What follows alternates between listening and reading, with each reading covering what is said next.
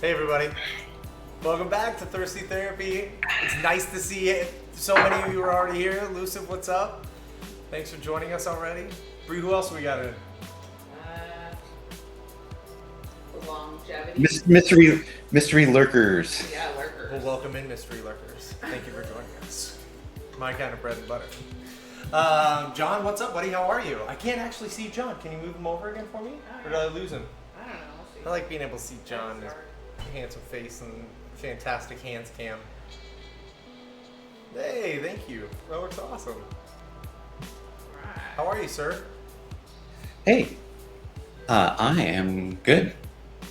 Weather's really nice.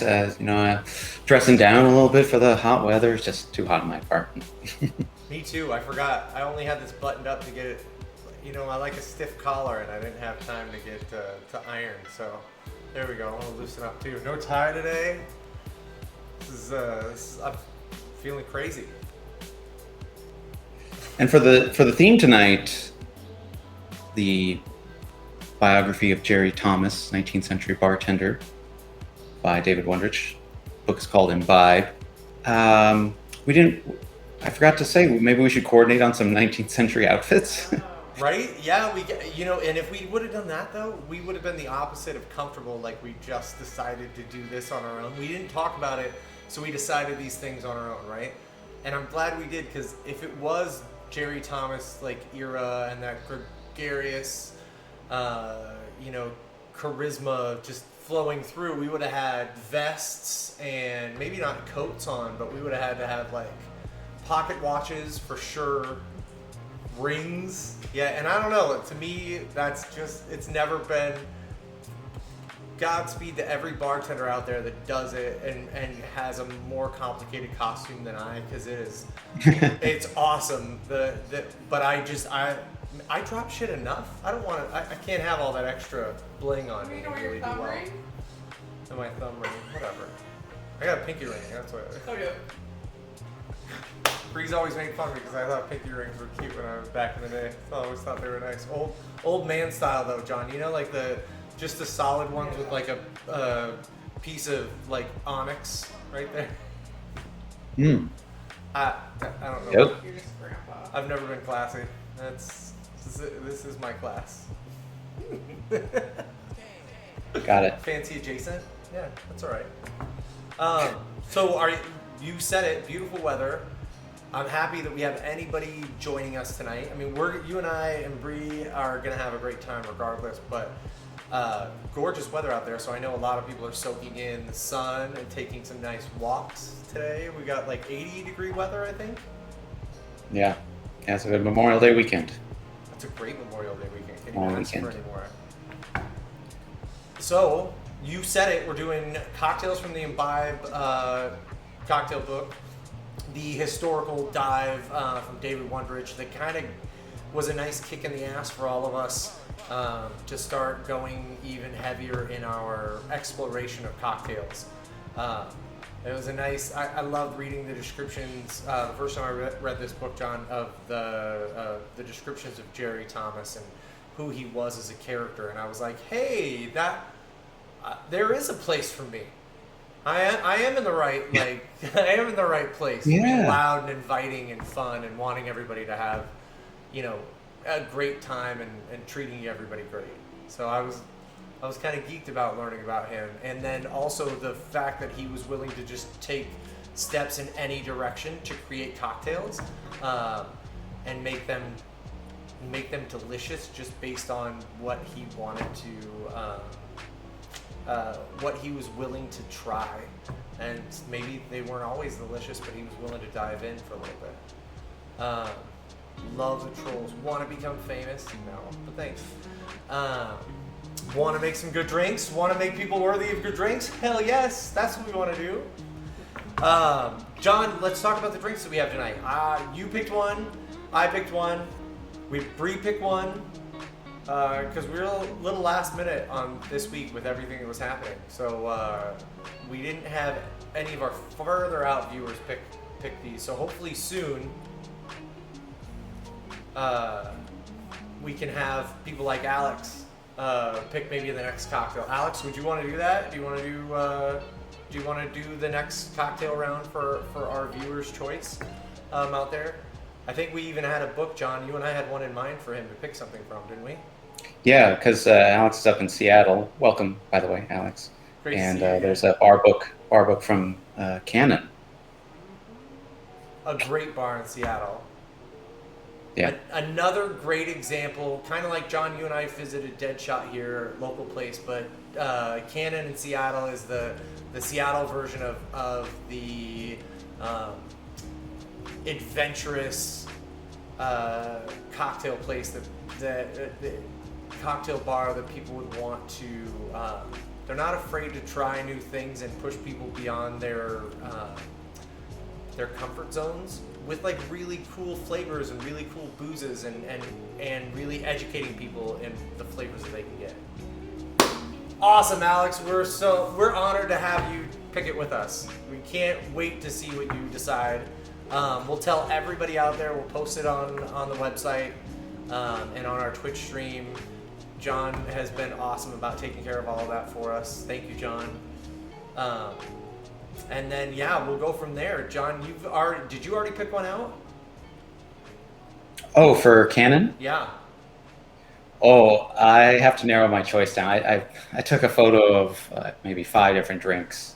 Okay. That were just so bizarre and different, and I don't know what I'm going to choose. I love it. I'm so excited. Well, I still have to. I'm still gonna get the book. I don't own that book, but I am gonna see if I can get it from the library and reserve That's it. what I did. Yeah. Yeah, that's what you did, and I might as well, and see if I can pick one out. So, Alex, yeah, see how you can track down the book, and we'll go from there. I'm excited to see how we all fare. Tonight, John, do you want to tell everybody, you started off, our first cocktail of the night is going to be the Tom Collins, which I don't want to like screw things up if this is part of your story, but could have been the John Collins at one time, your namesake, and now it's Tom. That's the reason I chose it is. What was that last part? I said then Tom Selleck stole it. John Oh, Krakowski yeah. had a drink right there, and Tom Selleck. That was the only Tom I could come up with. I'm sorry. Right. So please. So about this book though, I mean this guy Jerry Thomas sounded like a character, gregarious. It's the first bar book I wanted to read end to end because it's not just a series of recipes. It tells a tale of this kind of larger than life figure. Maybe drink wise, he's best known for a show of like a fire going between his two tins, right? He's pictured like that on the book, on the cover of the book. So very showy bartender, but he just, I don't know, just in terms of the things he had done, it sounded larger than life. Right. And then I'd heard of the Tom Collins classic gin drink. And I had to pause on it because this historian, the author of the biography, David Wondrich, uncovered that through a game of telephone, the drink was probably originally called John Collins. Right, with the whole. And I just thought that history, that trivia was so cool. Yeah, basically, it originated on the East Coast, became more popular at bars, moved west, and then became solidified and written down as Tom Collins. And stuck, yeah. And go figure, yeah, it was, there were limericks and poems about the John Collins, and one writing in one book changed the name to The Modern Bartender, changed the name to Tom Collins, and that one stuck. So I was like, well, we gotta, this could be on a classics episode of ours, but I just like that John Collins used to be the name, so. Yeah, I do too. We're doing it. And I think this one is a little bit different even than I would call like a classics episode, even though it's the ultimate classic. This is pre-Prohibition era classic. So oddly enough too, we're using less refined products. I still think of like, in the height of the Tom Collins, I think of vodka and or gin in like the 1930s to 40s, late 30s, early 40s, all the way to the 60s, being like an easy drink. I mean, man, Tom Collins mix was like the go-to for people to just easily drink when drinking. During that era, that drinking was just drinking to drink heavily and not even enjoy like the flavors necessarily of the alcohol. I'm thinking Mad Men style, where their kids are filling up their glasses for them, and they're like, no, more booze, honey, more booze, and then this is how mommy likes her screwdrivers, just a splash of OJ right on the top. All right, well, let's talk about how we're going to build this one, because it is going to be a little bit different. And we're going to expand on, we'll expand on that because we're going to start by, like classically with these cocktails that we're creating tonight, John, they didn't have a lot of pre-mixed syrups. There wasn't necessarily a huge amount of bar prep that was getting done. Things were being done for stability as much as they could. And I mean waste stability, so you weren't going to make a lot of syrup that could go to rot because you didn't have a lot of refrigeration and things like that. That is probably when the Long Island iced teas were invented, Alex. Yeah, I 100% bet you that's what it is too. Mom and Dad ran out of gin. Throw some little bit of everything in there. We'll be all right. We'll make it work. So we are, John and I, and whenever we're featuring anybody else's cocktails, we're gonna make them, for better or for worse, we're gonna make them exactly how they called them out of respect for how they did it, and then we can talk about it. We've made improvements and made streamlines and maybe even more refined flavors of some of these cocktails throughout the years, but that's not how we're making it today. We're making it Yeah. kind of how it was to be intended. In fact, with our first one, we're featuring Old Tom Ransom Gin, and this is the Geezer. I still have a little bit of sand on it from the photo shoot, John. I just realized. But we're using the Geezer, and it was actually developed with David Wondrich worked with Ransom Distillery to try and create a gin that was more closer to the gin that was used at that time in that era. So I'm excited that we both have this. Yeah, you actually gave this to me as a Christmas gift. Thank you. And I just opened it, and it is delicious, and I'm looking forward to enjoying it in this recipe that calls for Old Tom Gin. Me too. Old Tom. I'll tell you, John. I think I've mentioned this on the show too, but I know I've mentioned this to you. I was in a gin funk for a few years. Beefeater and Tanqueray, I felt like I got burnt out on.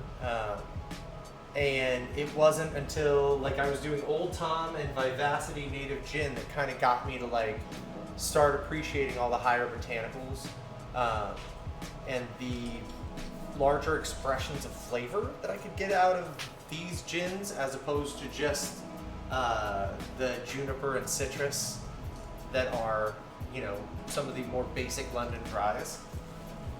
And let's be honest, everything was being kept in a barrel for longevity and for shipping. These are going to be the flavors that are going to be much closer to what Jerry Thomas was using to create drinks for his guests. So that's why we're using it today. In fact, you said it, John. I want to give it a little taste myself. Do you want to have a little taste real quick before we go? And tell people about what Ransom was doing? Sure. What is Old Tom Gin anyway? Opposed to the London Dries, is maybe the most common one that you see. So Old Tom is barrel-aged gin, and it is that's why it has this dark rich caramel color to it.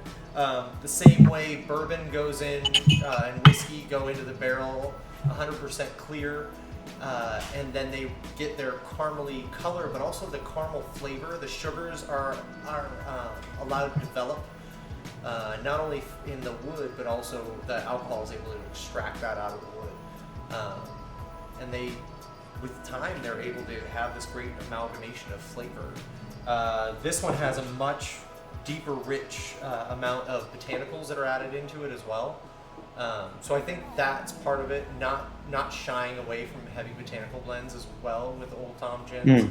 Because I will say, I have had one Old Tom Heyman's London gin. They have an Old Tom, John, that it's the only Old Tom I've ever had that's 100% clear. So I didn't think they did that, mainly because they want to keep with tradition and not filter out the color and possibly lose some of those flavors with an extra filtration process. But theirs actually stays pretty robust in flavor. I had that when I worked at Raven and Rose. They like using Heyman's a lot. And speaking of robust flavor, you can truly drink this gin by itself, unlike a lot of gins I don't think are popular for drinking straight, but this one you can. Yeah. It's approachable and mellow enough because of the aging that you can sip it and get it coats your palate a little bit more. Oh, so good. Yeah. It is like, clearly gin on the nose. Initially is like, oh yeah, this could be whiskey, and then on the finish, all these wonderful botanicals that you would never find in a whiskey. Ever. Very floral, but yet so mellow and not. And you have a different blend too of alcohol, so you're using you aren't using as much, or your whiskey's gonna have much more corn in it, so this isn't as sweet either. The viscosity is a little bit different. Uh-oh. Did I just lose seeing John, but he's still there? Nice. Am I still here? You're still here. Hey, Anthony. Okay, cool. So yeah, I'm a big fan here. Okay, so let's get started. We are gonna do, we're starting with powdered sugar, of all things. And John, we're gonna shake this particular cocktail up. And not only are we doing this as written, we are literally taking the units and spellings as written. That's right. So, for example, Old Tom is one word. Okay, well, that's not shocking. It's 2 words now, but Right. The units are more shocking, right? Right, the units are hilarious, but thank goodness we'll talk about those as we hit them, right? But this is not our normal. Well, we normally write something like 2 OZ for 2 ounces. Right. We don't have that from this book, so we'll get into that. Yeah, which is hilarious. Sorry, keep going. That's exactly how, and this book isn't any different than every book that was written for that era, and every book that was written within the last, or written, let's see, less than 70 years ago. They were all using these as their measurements, and things were a little more standard when it came to that. They didn't have as many options with all the different cool glassware and things that we can do all over.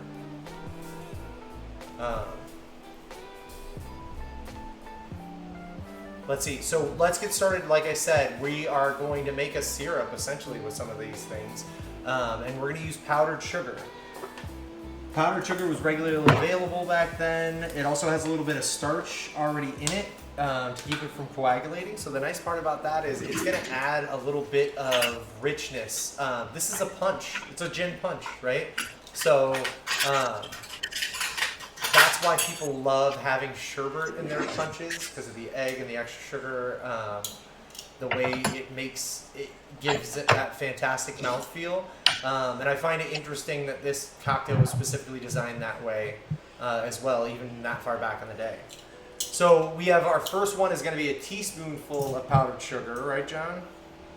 Yes. And I got these Right in the tin. fantastic bar spoons that I get to use. I've been using it for all my R&D and creation, but I don't use them a lot for the stream. I have these fun Cocktail Kingdom bar spoons that were partially developed by Jim Meehan, which we know we've done cocktail books that he's been a part of as well. Right, with the PDT, John. Then we also have Meehan's book, his own book. Have we done that one yet? Did we do them both already? Oh yeah, we haven't done that one yet. All right, so I'm gonna use the lid of my deli cup to push down the powdered sugar, get a more accurate measurement. Compressing it a little bit isn't going to change too much of what we're trying to get out of it. We won't hurt to have that extra sugar, trust me, especially since I was practicing this one this weekend.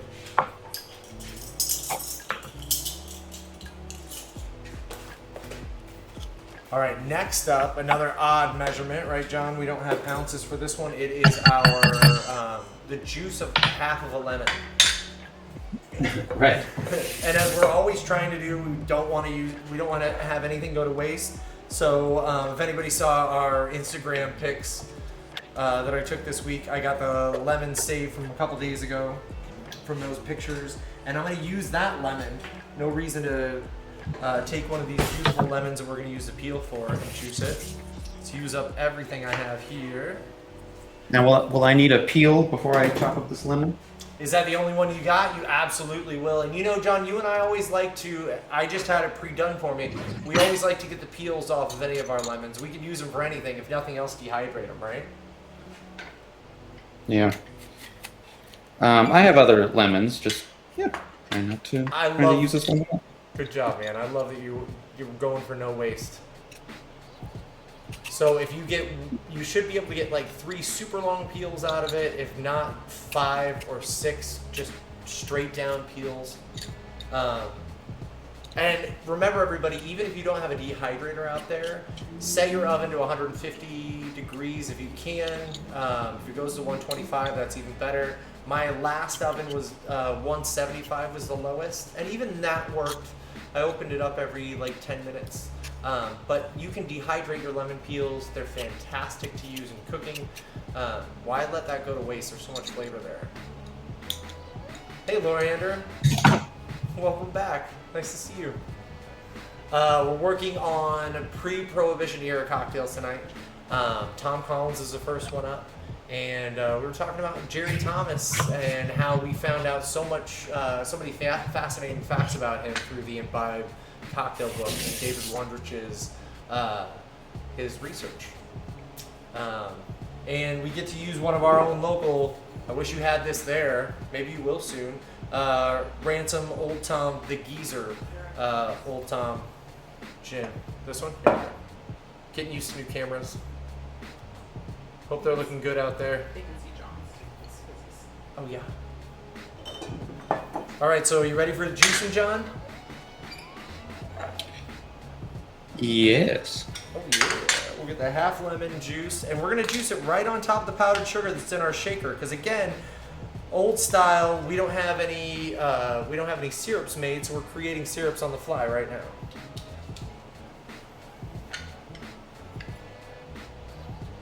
We have 2 ounces of juice for my lemon, so maybe we're up. And yes, great job, Lucif. That's exactly how much. So even after many years of bartending and being a bar manager, I've tried to formulate lemon juice and lemon so that you can calculate costs pretty quickly, especially because the price of lemons fluctuates so much. And yeah, 2 ounces is the average for every lemon, unless they're huge, massive ones, but 2 ounces for most lemons. So 1 ounce is perfect. And you can even see that here. I'm going to pull in, if I can get that close enough. If anybody can eyeball that, you see in it? So, without spilling. That is basically exactly 1 ounce right there. I could take it out and measure it, but I don't want to mess with my syrup being made right now in the works.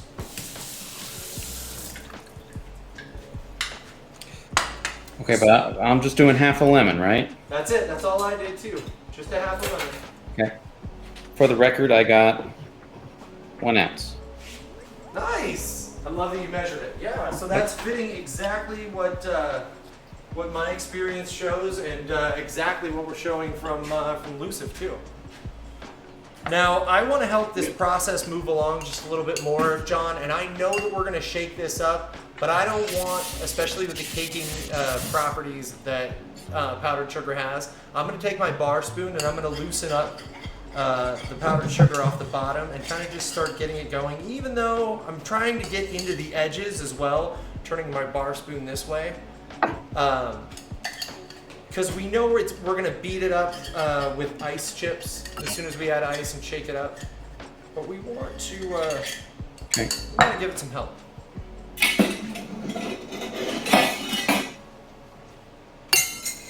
All right. So next up, where's your wine glass? A wine glass of Old Tom Gin. What? Right. So the wine glass at the wine glass that I used. Wine glasses at a 40 and every other bar that I've worked at, 6 ounces about. So we're about 6 ounces Old Tom, right, John? Yeah, three drinks in one. Great. Yeah. No, we found out back in the day that was a little bit smaller. People tended to have a little bit less and probably a little bit stronger as they drank. So our wine glass is the equivalent of how many ounces, John? 2 ounces. 2 ounces. All right. So Thankfully, David Wondrich writes this in square brackets in the given recipe. So 1 wine glass, 2 ounces. Thank goodness. Right? Because I would have totally tanked us. Would have had a whole new Navy strength gin night. And I want to take a second as Bree laughs and cries at the same time to show everybody the difference between the Old Tom Geezer. Put him here. Can you see that okay, Bree? Can you see the coloring of it? And the regular Ransom Old Tom Gin. And how much darker that is. John's getting his 2 ounce pour. Nice hold, sir.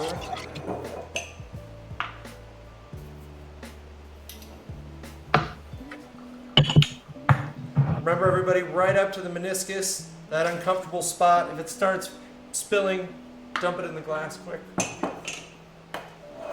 But make sure you're getting your true measurement, especially if you want to get this right. All right, so we got our gin, we got our lemon, and we got our sugar. Now, I was reading. Were you reading any more about this, John? Did you read the full? No. What's that? Well, it was how it would be served, how it would have been approached. Obviously, soda water. We're going to shake this before we add the soda water. That would have already happened. And using chilled soda water, Jerry Thomas was known to have used that. There was a question on whether it was closer to a fizz or whether it was closer to a punch at this point, and whether we're going to do ice with it or not. How do you feel about the Tom Collins in general? Do you feel pulled to one direction or the other? Ice for sure. Okay, yeah, me too. I feel like otherwise I do want a fizz. It's a gin fizz otherwise. All right, so we'll do 2 different kinds.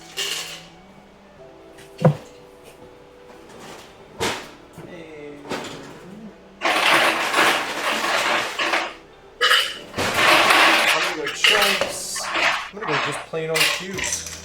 So I'm gonna get my glass ready.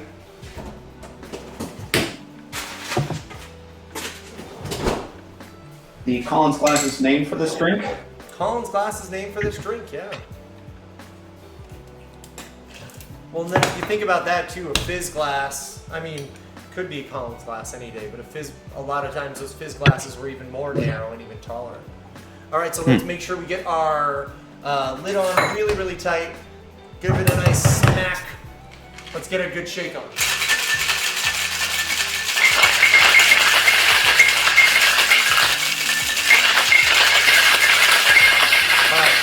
It doesn't need to be too long of a shake. We're trying to get the emulsification process. We're going to check it right now because also we're still going to add soda water, so we don't need to beat it up too much. We just want to check that bottom, make sure our sugars got incorporated. Yeah, that's looking great. Oh, John, can you smell that? The pininess of the whole thing? Oh my gosh, it's going to be the Rolls Royce of Tom Collins's.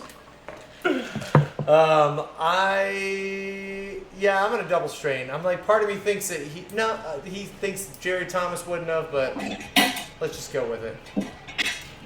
Double strain these right in. I'm sure he would have appreciated a very clean, presented drink. Thanks, John. I believe you're right. Oh my gosh, I forgot to put the ice first. I just got so excited. Oh, that's okay. Take the time now. I'm going to actually start working on my peel, and I want to get my peel in before I add my soda water. And seeing the volume of my glass right now, too, I'm going to grab that same bar spoon, and I don't want to have this much ice in here, because I want to get at least 4 ounces of soda water in. I believe the original calls for 1 bottle of soda water, which we've assessed was probably about 6 ounces, thanks to David Wondrich. So we're not going to get 6 ounces of soda in here. I'm not sure we would want that either. But we'll get pretty close. We can even measure it out once we get there. But I want to get that peel in first. Or at least that peel cut first.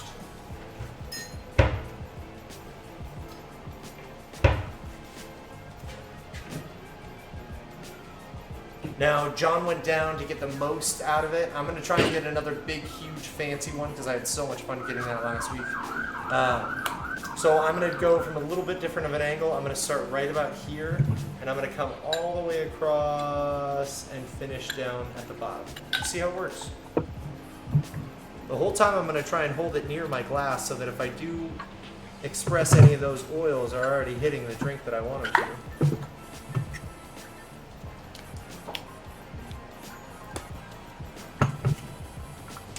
Alright. Nice long, pretty peel. Give it a little trim. Reduce that. There we go. And if I have a shorter peel, does it matter when I put it in, or?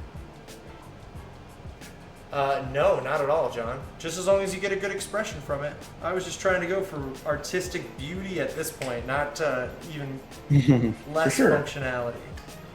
Now, I will have to say that I'm following in the chat and seeing that Loriander is telling everybody that there is a Jerry Thomas speakeasy in Rome, and I think that that's the best reason to go to Rome that I've had yet.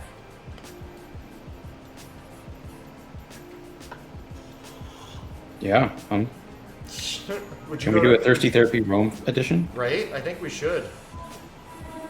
I think we should definitely make that happen. So I've expressed all the oils out. I'm going to twist my lemon peel around, and I want to sink it in so that I can actually get a good amount of those oils and all that flavor in as soon as I add this soda.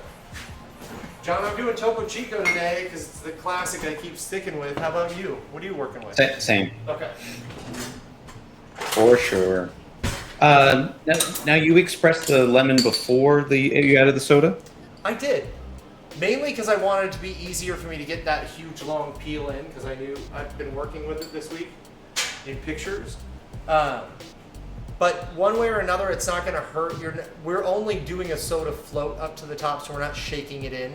So we're still going to have enough of those oils expressed on the top that they're not going to dilute just by pouring the soda in now, though. So I'm glad that you brought that up. Let's go ahead. So it doesn't really matter when to put it, or?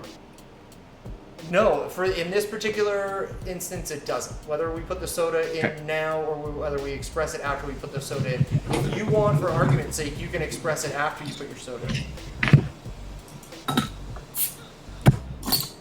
We'll do it after. Now, back to the bar spoon that I was working with before, and I'm going to give this one nice stir through. Trying to pull that peel around for a pretty picture. Move it a little bit closer. There. Well, no, you can still keep working. It just, the agenda was completely cutting off the drink. Got it. Like that? I think that's a good shot, too. What do you think? So everybody see how the bubbles, too, are mixing with the lemon juice and the starches that were in with the sugar. So you have this nice little bit of head floating right on top.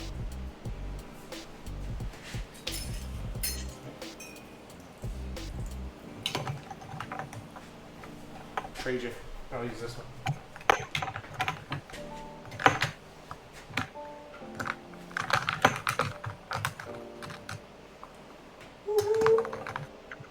There we go. John, you ready to try this? Oh, so ready. Oh, are you using a straw? You know, I'm not going to use a straw for this one. It calls for a straw. Okay. I only have one straw. Since I moved, I can't find anything, so I only have one straw. So I'm just going to keep the one. I'm just going to drink out of the glass. But if you have one, I encourage you to do it. I want to keep my one straw for the julep. That's a necessity. Lucifer needs to know how much soda is in a bottle. Ooh, about 6 ounces for Jerry Thomas style. I'd encourage you to go closer to 4. That's what John and I got about in our glasses. Yeah, that's all I could fit. And I'm ready. One last little thing, just because I'm a nerd and I feel like this is probably closer to how it was going to be presented back in the day. I'm taking a little bit of my powdered sugar and I'm sprinkling it on the top, kind of near the rim, too. Just because I want to be silly and cute. Look at that. All right, I'm ready. Let's drink it. Okay, ready? Cheers. Cheers.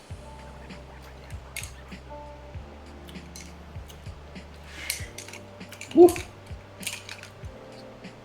Oh man, that geezer, the geezer ransom deliciousness, but very, very tart. Very tart. But the richness of that particular gin holds up okay to the tartness. I'm glad I sprinkled a little bit more sugar right on top. Just, I don't know why. Made me feel good and fancy. I still like how it looks on the rim just a little.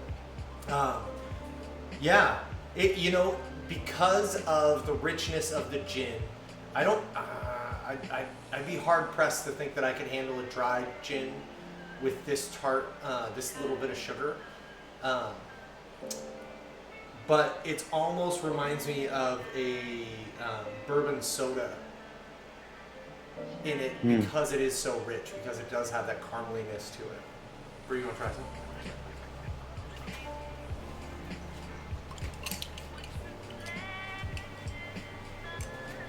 If this is all right, so we've tried it the historical way. If this were too tart, would you just add more powdered sugar?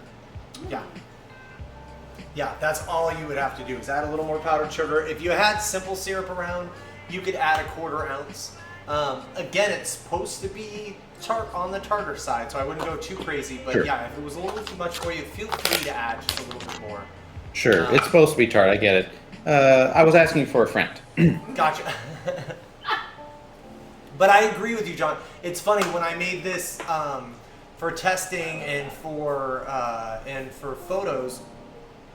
I definitely added a 1/4 ounce more of a rich syrup, just rich cane syrup to it, and I felt like it. Yeah. Otherwise, I'm only a one and done on this one. It's pretty bright and drying.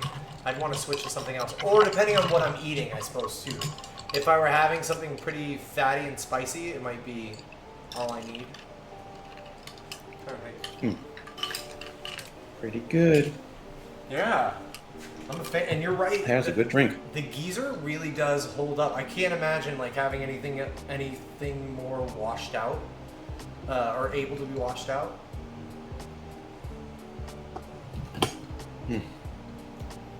Yeah. What a cool. I highly recommend this bottle of Ransom. Yeah, go out and check out Ransom. They are Ransom Distillery here in Oregon. They've been doing a fantastic job for a long time, and not a long time, but I would not super long. But I'd say in the last 30 years, I think that they've really. I think that's how long they've been around for. It could be 40 now. I should have looked them up. I'd like to do a whole night of Ransom Old Tom Gin drinks, to be honest, John. But they make more than that. There's an Irish whiskey that I have. They make vermouths as well. They have a great winery out there, Duck Pond Winery.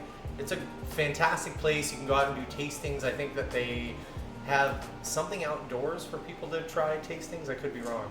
But check them out online. Trying a best Old Tom Gin, an Old English Gin. Need to try Old English Gin. Will you write that down? Loriander says Old English Gin won a bunch of awards, and it's the best Old Tom Gin. Let's see if we can track that down. Yeah, hell yeah. You like the sugar versus syrup, Lucifer? I'm glad that you do. It would water this down even more and stretch it out, so that makes perfect sense. And it is. You remember too, like I said before, you have a little bit of cornstarch, an anti-caking agent that has to be able to go into. Holy shit! 3 ounces of gin. Definitely do 6 ounces of soda water then. Otherwise, well done.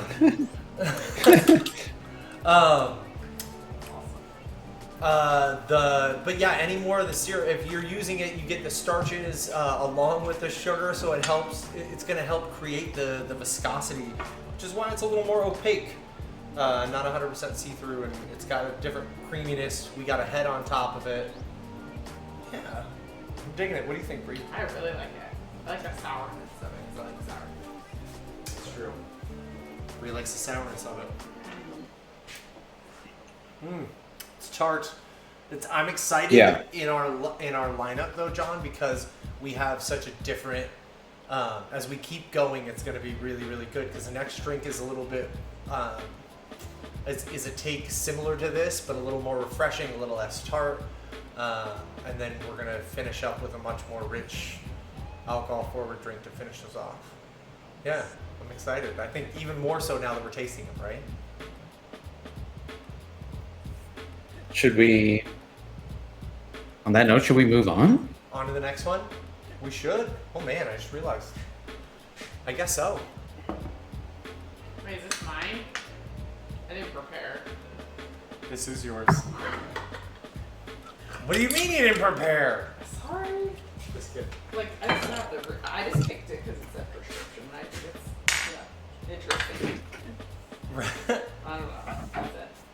That's it. Did everybody get that? Yeah. This is Bree's choice. I planned on doing more research, and I fell short on time.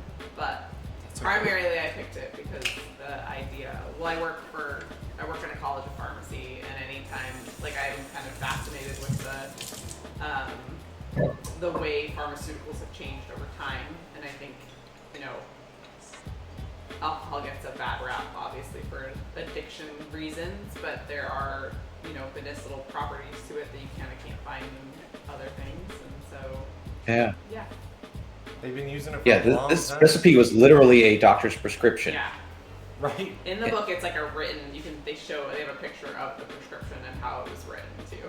Right. Yeah. Written in Latin with old-timey units. Yeah, it's super cool. So that only another pharmacist could know what it was. Yeah, it was almost code. Well, I think they used those units back then. It's code to you. That's what I mean. Yeah, that was my point. Yeah, that it was almost code, but it was only a pharmaceutical. Yeah, those were the units that they measured with. So they didn't even translate for the layman back then either. Oh, we know that. So when I was typing this up for the side of the screen here, I began trying to type in the Latin characters. I just gave up and just went with the translation. I think, yeah. I'm glad you did, just to keep everybody from going what the and clicking off. Although I think it's interesting. But... No, I think it's 100% interesting. Also, one of my favorite things about the recipe was the very last the instruction to drink this 3 to 4 times a day. Yeah, 3 or 4 until the times weather a is day. until the weather is Was it cold. a day or was it? Oh yeah, No, that's until what it the was. weather is cold. Until the weather is cold. Yeah, kept you in to stay young and vibrant or something like that is what it said. Does it say that? I don't remember that part, but I do remember until the weather gets cold because I was like, wait, drink till the weather. Okay. I was like, Right. we could do that. This is what we do in the yeah exactly. In the wintertime they had you switch to something else. In the summertime, this is what got you through. So was it like, I'm meeting my friends for dinner, I gotta get my 4th one down now so I can have regular drinks at dinner? Right. Yeah, because like at some point, right, anything, if you're literally prescribed to do it 4 times a day, it's gonna start to taste like you're not gonna want to taste it anymore. You're gonna want to have something else. Oh Even yeah. Maybe if it's really drunk. delicious. Wow. Well, I think that was the only way that people sometimes the only way people drank alcohol too. Kind of. Wow. As if they like told them to. Yeah. It was a prescription for Yeah. it. I don't know. I Curious. kind of wanted to do more research and Saturday no more time. Maybe I'll research right now while you guys make it. Yeah. Let's make it. Here, let's make it. I'll give you the book. If you see any fun tidbits, Okay. call them out. John, you and I went back and forth. We are using a rye whiskey and it called for a strong cognac. Oh, please. Oh yeah, that was another odd thing about the prescription. It says strong cognac, and I'm like, well, I have cognac. Yeah. I don't know what strong means. Well, I feel like, let's see, our Pierre Ferrand is 90%, or is a 90 proof, 45%. I think between Yeah, that that's and what I'm 100 using. proof, we're probably, I don't know. Part of me wants to say that those are probably safe bets, but at the same time, remember we were talking about things being similar era, but in Europe and France, oh no, that was 50 years prior. Never mind. Remember we were talking about the Green Fairy and people going like blind, and it was mainly because of the high proof of very impure alcohol. Which is interesting, by the way, John, about the gins and things that we've been using. To think of all the different flavorings that they were trying to make when gin cost less than beer, and they'd use sawdust to try and make it taste, that made it taste piney, so people thought juniper, and then it really fucking killed them because of the pine resin that was in.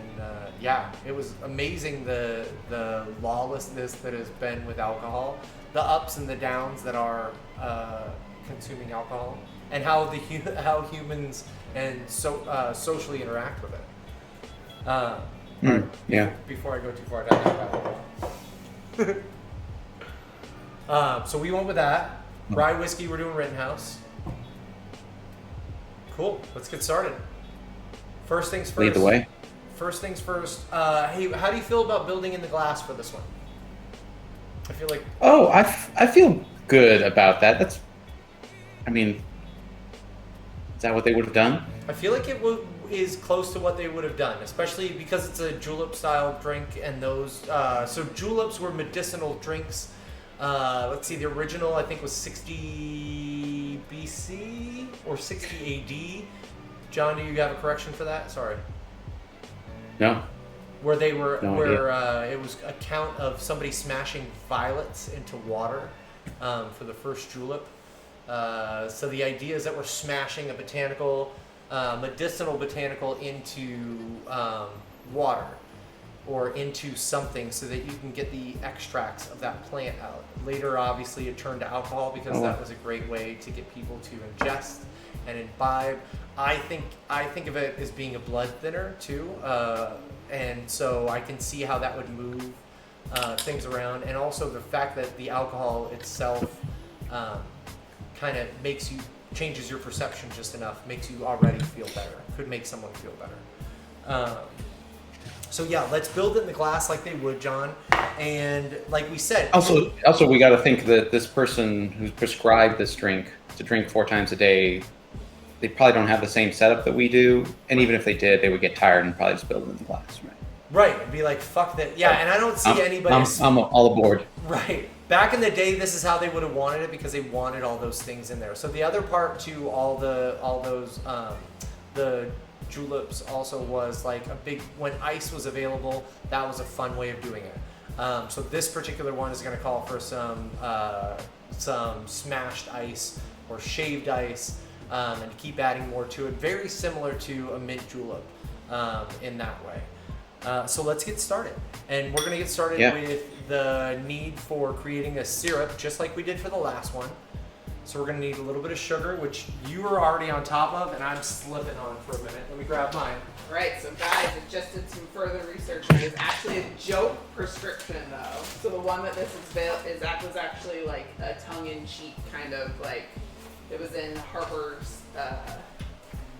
So this wasn't actually a prescription. They put a fake prescription in the magazine, but it was based on this like idea that it used to be, like it has medicinal properties, but it was more of like a joke.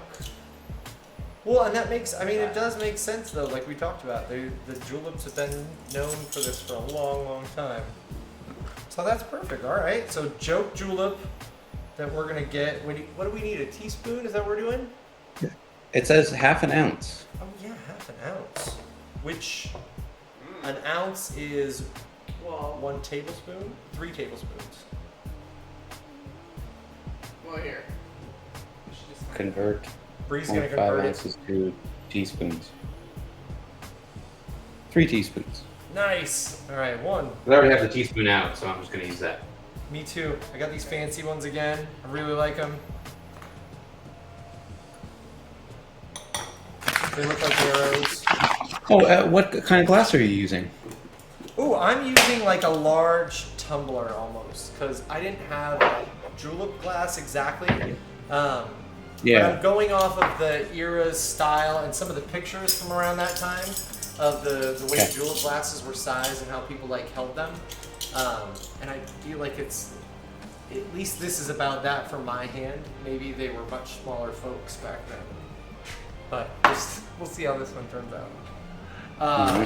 So the next fun one is going to be the sparkling, or the, not sparkling, the spring water, John.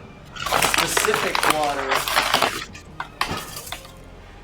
that was called for this drink, which I can see how spring water, my grandparents used to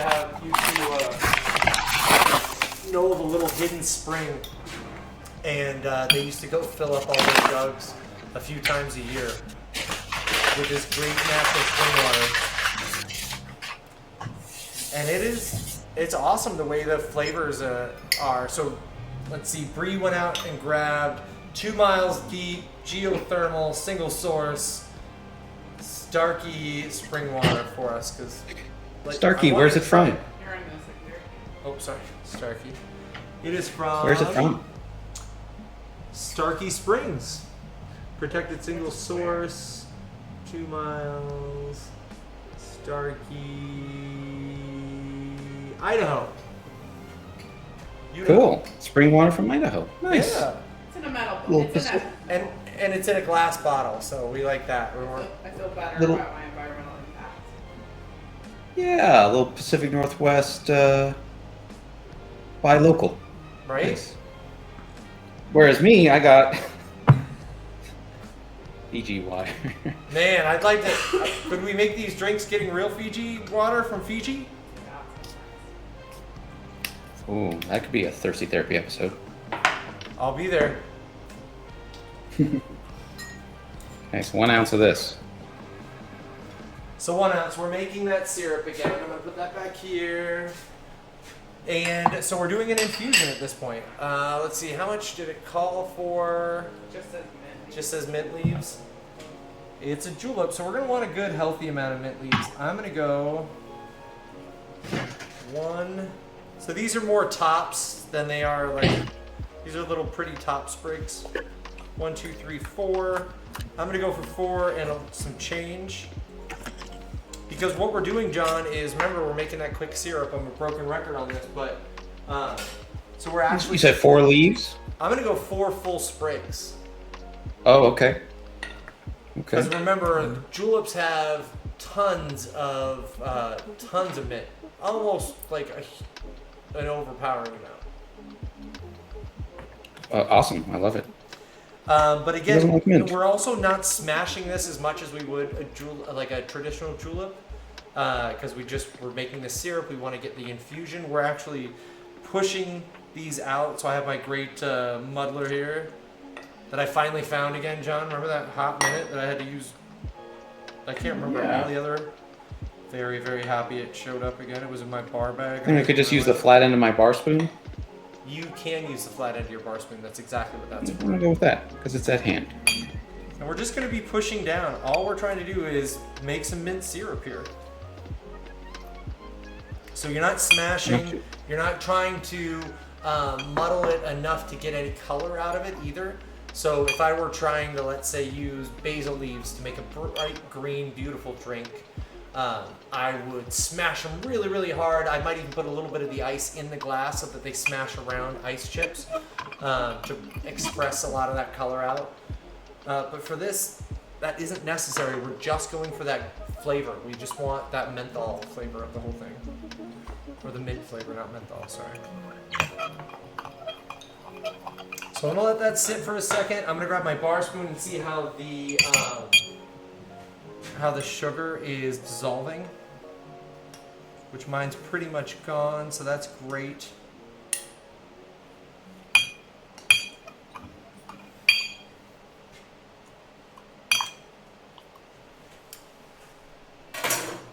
Right, we'll let that sit for another second.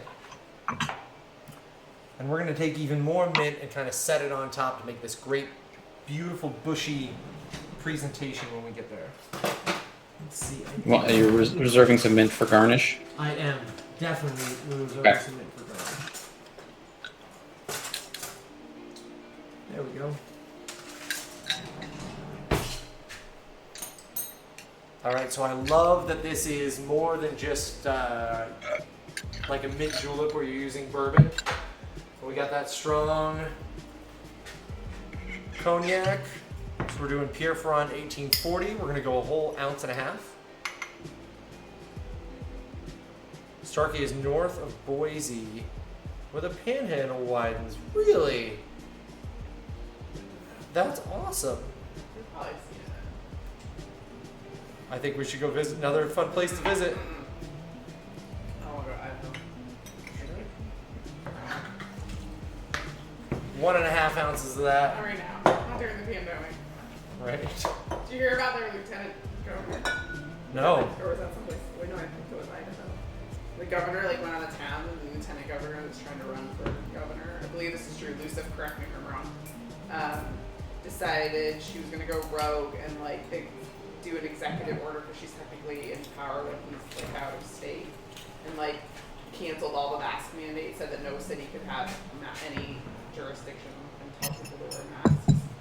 Oh. He came right back and undid it, but it was all a political move. She's running. She's trying to. Look at me. Oh, well. Look, I'm stronger.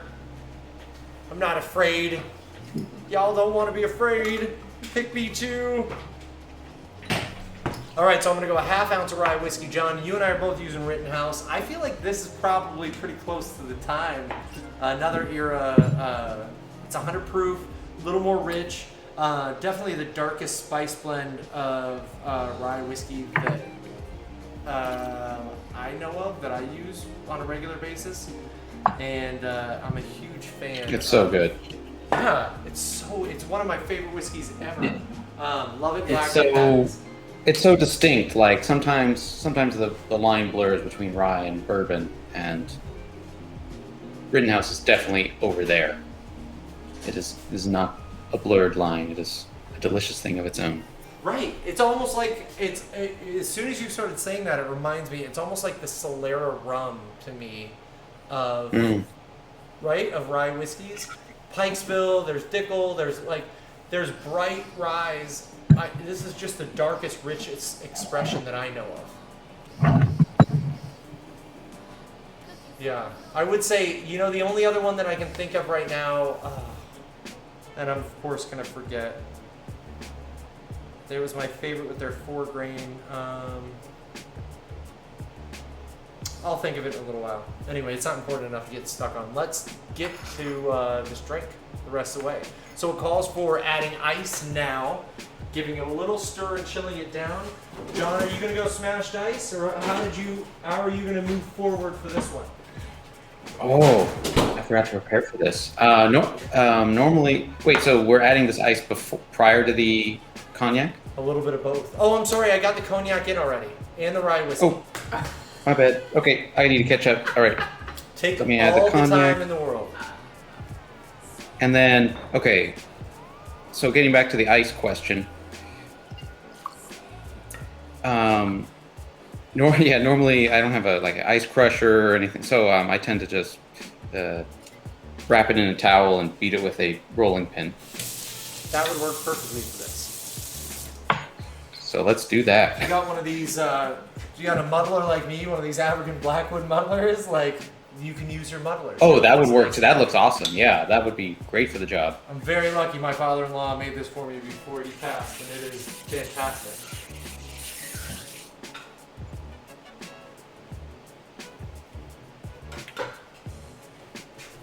So, John, just to be clear also with everybody else out there, I went ahead and muddled just a little bit more once my cognac and rye were in. Since you're getting your stuff ready, a little bit extra expression doesn't hurt.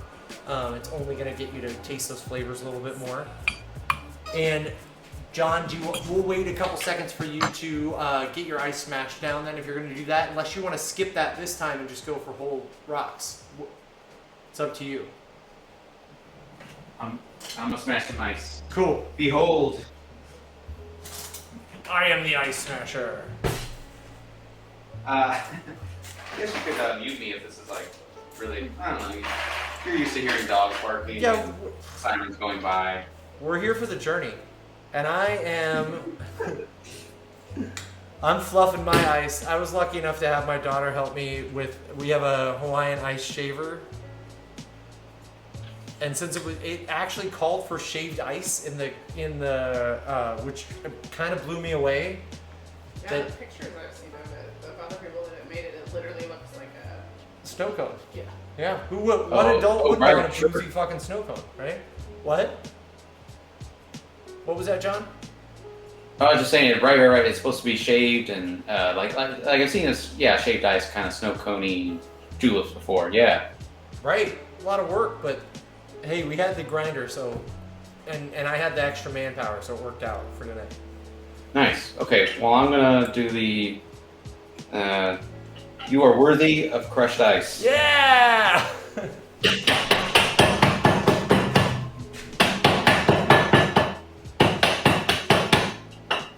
Nice job. If anybody has a piece of canvas out there and they don't have a towel, which, why the hell wouldn't you have a towel, really? But the nice part about the towel, the thing I wanted to mention about the canvas bag, or a towel with short fibers on it. Shorter fibers, the better. They're not going to stick to it as much. A little snowy ice shaver in action. Yeah. Hey, Luciff, so worth it. What's ours? Is ours called Little Snowy? Oh, she knows ours. Oh, she has ours. This is something new. I gotta look it up. So once crushed, add to the glass? Yep, add it to the glass. Let's add a half of it first, or just a few scoops in right away. You're gonna get a stir down to chill. Okay, add half, stir to chill. I'm gonna do a stir with my straw. because I already got it. And then scoop, scoop, scoop, top the whole thing off with the rest as much as you can till it tops the whole thing. I'm using my fingers. What coolness did Luciff turn us on to? I mean, I think it's just another era of shaver? Well, I think I need to see a video too. Well, who doesn't? To detect the innovation. Ooh, look at that. I'm gonna get a little round head on there. I feel like it's just makes more. Makes more? With regular ice cream, you just fill it up. Oh, you don't have to have our regular, our cute little moldy ice molds. And it molds it for you. Ooh, sexy. Whoa.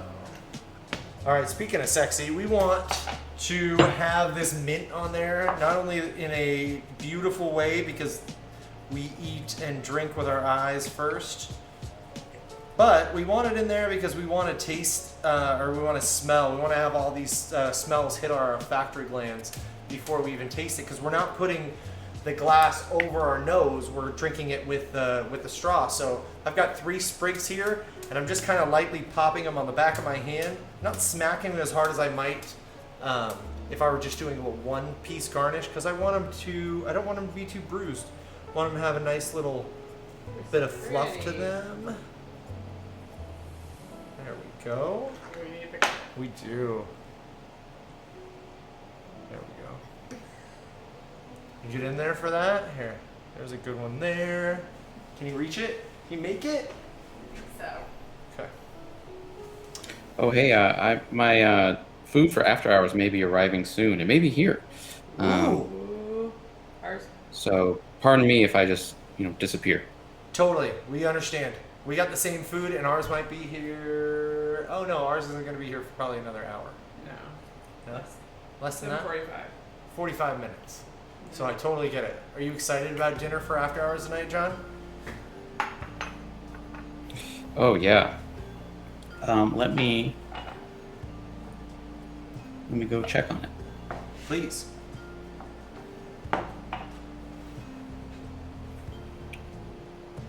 Or should I take a sip of this drink before it melts too much? Yeah, let's do that real quick, and then you can go check. All right. I like that Did idea. you get a good shot? Cool. Let me get the cheers camera. Cheers! Cam. Cheers. Cheers. Good job on the mint. Mine needs some work. I've had a lot more practice. It's okay. Just wait until we're in the same room. I can help you. Oh, I can't wait. All right, cheers. Cheers. That's awesome. Sorry, you'll get some in just a second. It's my drink. I picked it. Oh, it's so good. Thank you, Bree. Thank you, Bree. John, I'm digging the cognac and rye combination much better than bourbon. I can't believe it.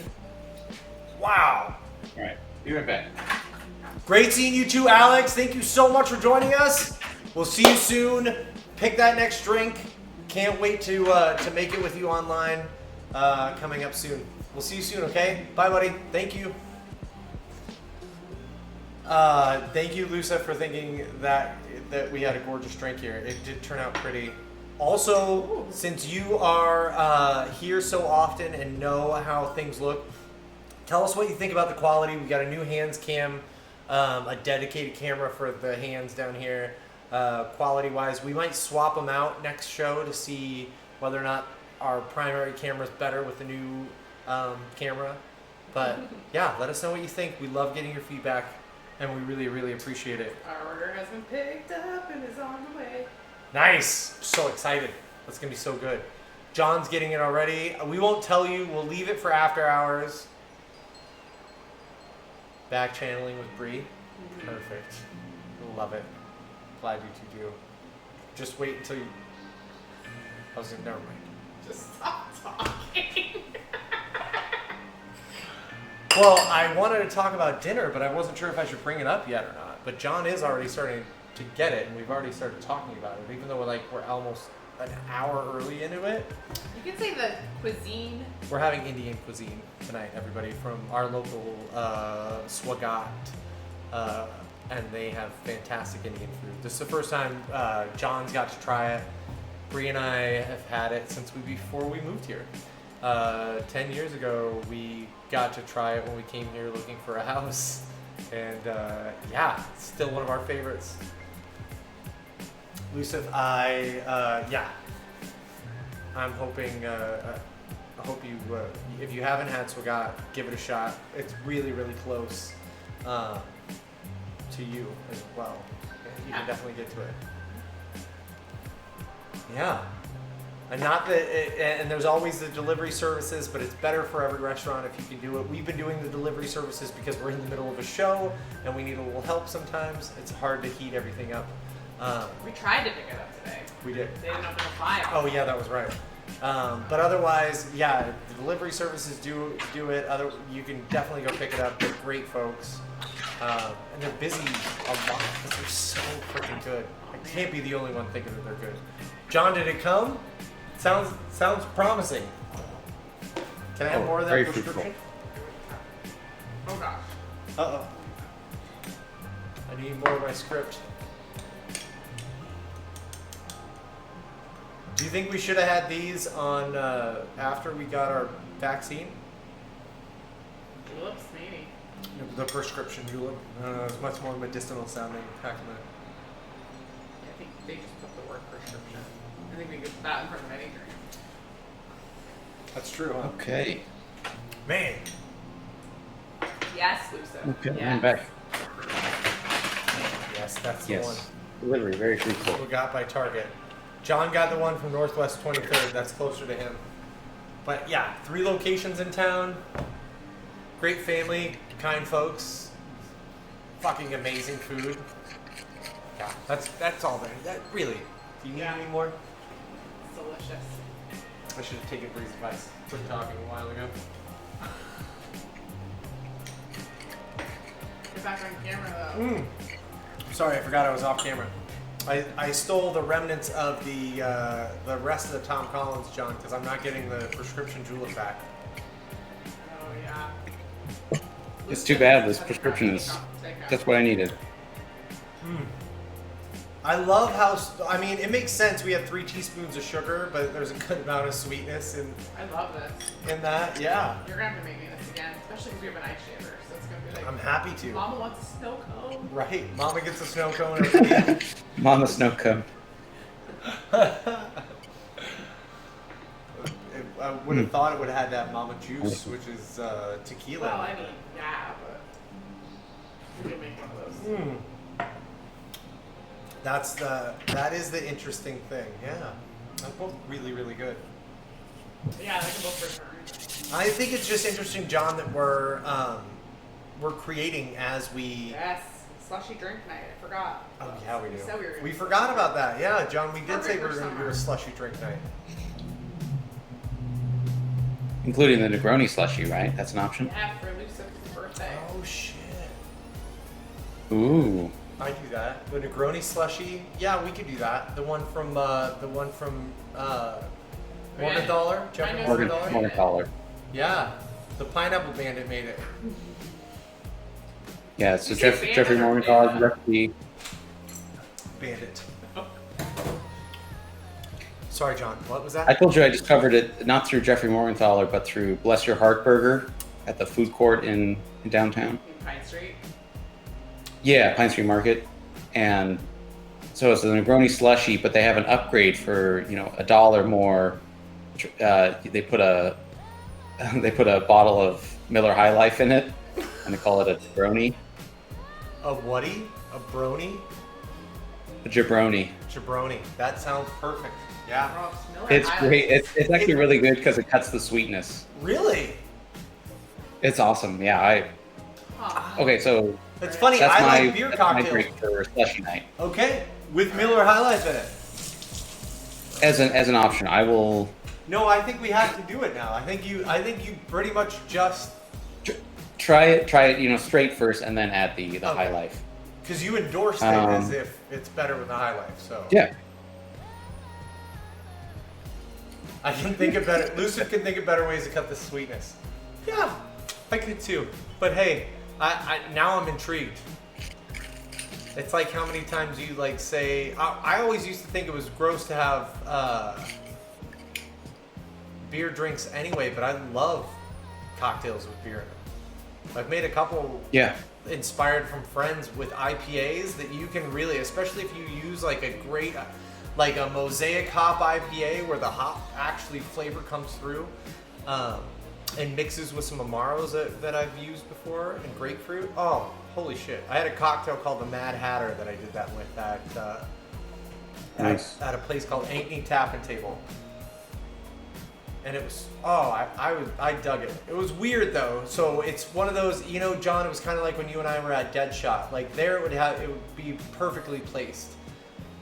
Somebody else is like, wait, how am I supposed to drink this with a burger? And you're like, you just drink it like any other cocktail. Are you sure? I don't know 4 of those ingredients, you know? And there's IPA in it. I don't know. But it's worth a shot. Like sometimes, just like that Miller High Life, like you never know. Maybe that's the best fucking drink ever, and you scoffed at it because it had Miller High Life in it.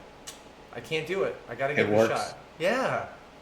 Another one I go back to is basically a gin buck with IPA beer in it.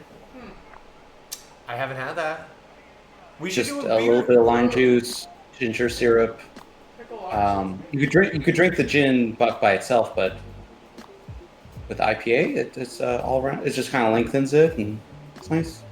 Let's do, and over here, John. By the way, I had a guest one time share with me in France. During Prohibition, they actually, since we stopped mixing beers and spirits, it was a really big thing pre-Prohibition, in fact.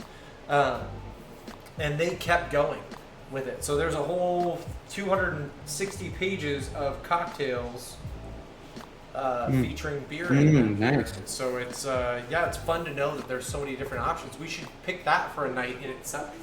Beer cocktails. Beer cocktails, for sure.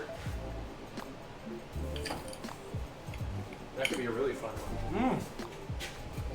You happy with your script? Feeling better? Feeling like it was something the doctor ordered? Just what the doctor ordered. I am cured. Well, maybe I need 3 more. Yeah, today. 3 more. You need 3 more a day to feel better. Until winter. Well, don't worry. We are going to finish with a nicer, a little bit stronger of a drink, so it's good that we're getting there. Should we get started on that? Yeah, we should. I think so. Yeah, put us in good shape, I think. We're going to do the Saratoga, named after Saratoga Springs, I want to say the Atlantic City before Atlantic City existed, as far as an escape for New Yorkers. Jerry Thomas had some buddies who were known for being like fantastic gamblers, in fact, and they ran this particular town and were proprietors of different gambling establishments in this area. But it was basically a place that people broke out of downtown New York to escape to, gamble and drink, and there were tons of different cocktails being made at the time, or experimented with. The fancy brandy cocktail, I believe, being one of the most popular. And this was the other take. The other side, the Saratoga, was the other take of that fancy brandy cocktail. This one won out, then being named for the area that it was it was conceived in. But yeah, sounded like a big, fun place where people just went to bed when the sun rose and passed out for a few hours, woke up with a snifter of cognac, and made their way from there back, right back to doing it all over again. The life. But the fun part about this is I have made this cocktail before. It's a great expression of flavors. I like what it adds. This was part of Raven and Rose's cocktail program. They like doing a lot of pre-Prohibition era cocktails and classics like this. And I made this there. One other spot, I can't remember where else I've made this. Oh, cool. I never had this before. I'm excited. It's think about it as like a richer version of a Manhattan almost. We're gonna use some big vermouths. Back in the day, it would have been Carpano Antica is kind of the oldest formula of vermouth that's been around, or not the oldest, but an older, widely known form. Tonight, I'm gonna use something different. John, I think, are you using VDT as well? That's my go-to, but I think I still have some Dolin if that's appropriate. Yeah, Dolan will work as well. I'm gonna go VDT. I feel like it's Okay, I'll do that. That's my favorite. Oh, you got some? Perfect. Oh, always. So, don't you feel like that's gonna be a closer expression as well? I think I think a big, bold. So there weren't the same filtration systems that existed back in the day. There wasn't steel casting. There wasn't a lot of the things that we have now that make these more formulaic, easily repeatable things. Back in the day, they were bigger, richer, more vanilla. I'm expecting, like with this VDT, kind of like what we were doing with the Ransom and everything else. So I'm excited. We're both going to use that, John. We're going to use brandy, real brandy, like. Not even like the best brandy. We got E&J. What do you got? I got VS. Which one are you using? E&J VS. Oh yeah. Nice. It's a really good expression of brandy flavor though, so I feel like that's putting us in our place. It's probably representative of the era that this cocktail, that David Wondrich dug up, right? Right. In the book. And I do have to say that.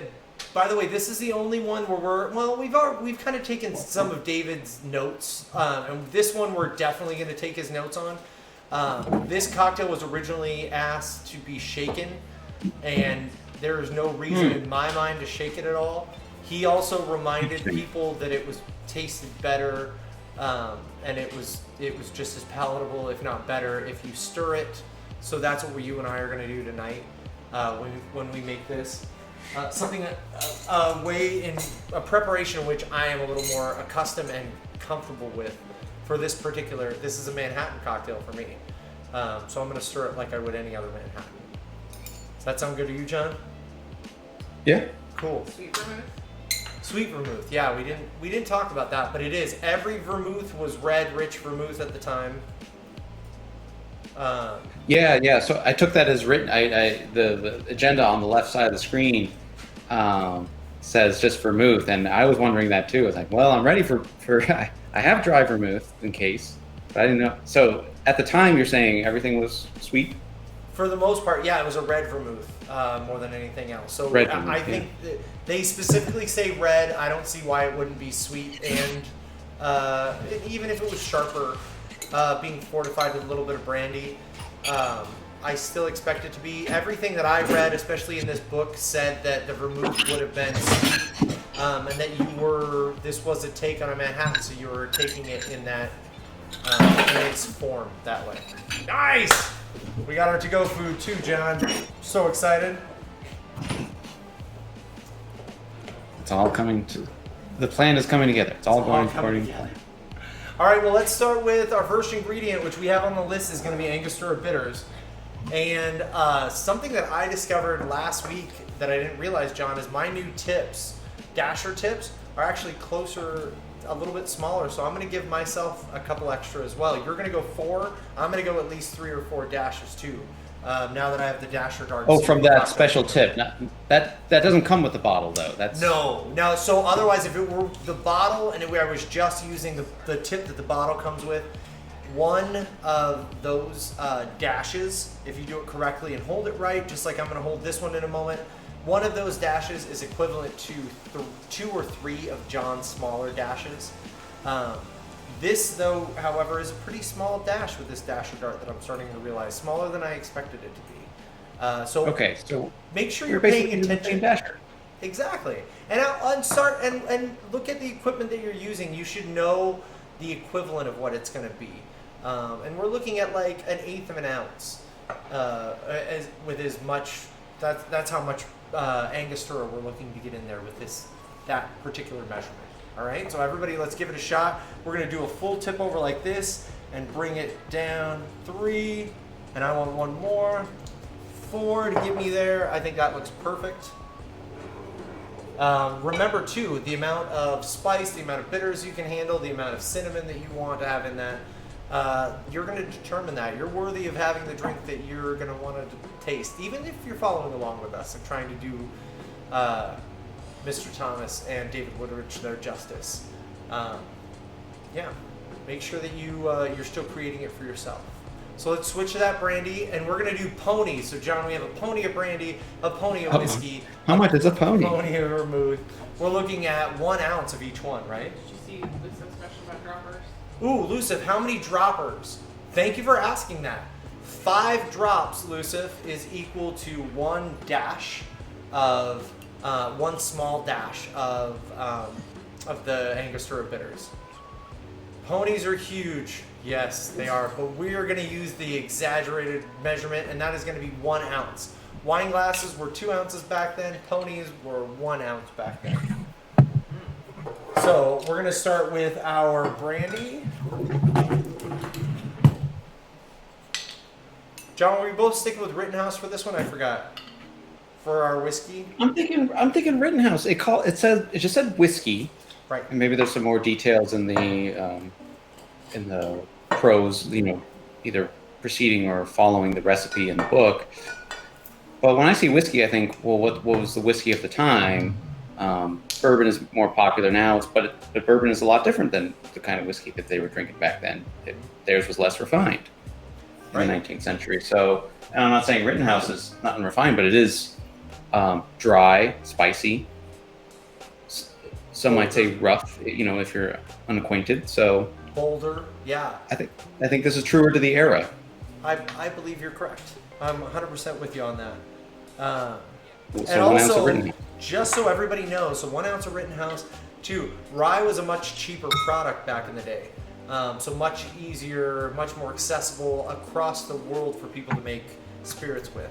And it did give a distinct spice to those whiskeys. It took a while before it was, corn was the major crop for whiskeys, especially because they came to the Americas and discovered corn, so started using that much more prolifically, but that's why it's a staple in bourbon more than anything else. All right, so let's switch down over to our vermouth. We got this VDT, which is Cocchi Vermouth de Torino, an Italian expression. Rich. I love how much vanilla it has in it. This is like my first go-to for sipping and cocktail making. Yeah, I'm like yes, but then no, because it is like, it's big and bold. So you also have to remember that, like, depending on what you want to taste in your cocktail, this could cover up a little bit of that flavor for you. So if you want to really, really taste your gin, maybe you're going to pick a Dolan, like John was talking about originally. That's going to have just a little bit smaller spice botanical blend to it. Yeah, and going to be a little more approachable so you can taste your spirit more than anything else. I'm really excited about this in this particular cocktail though. And let's get it started. So we're going to add ice to this thing and stir it down.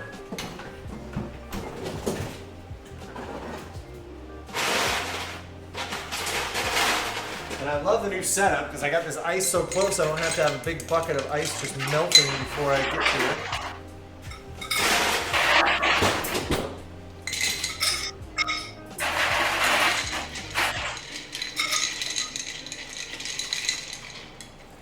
You want one of these of your own, or is this just one of these going to be fine? Cool. So I'm going to give it a good stir.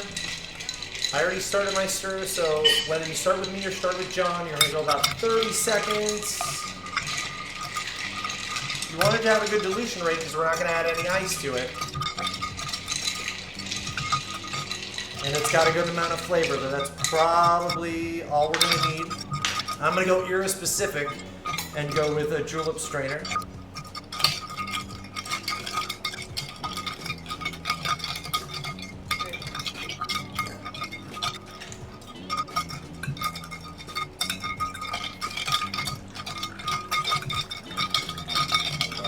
Didn't quite fill up the glass, but that's okay.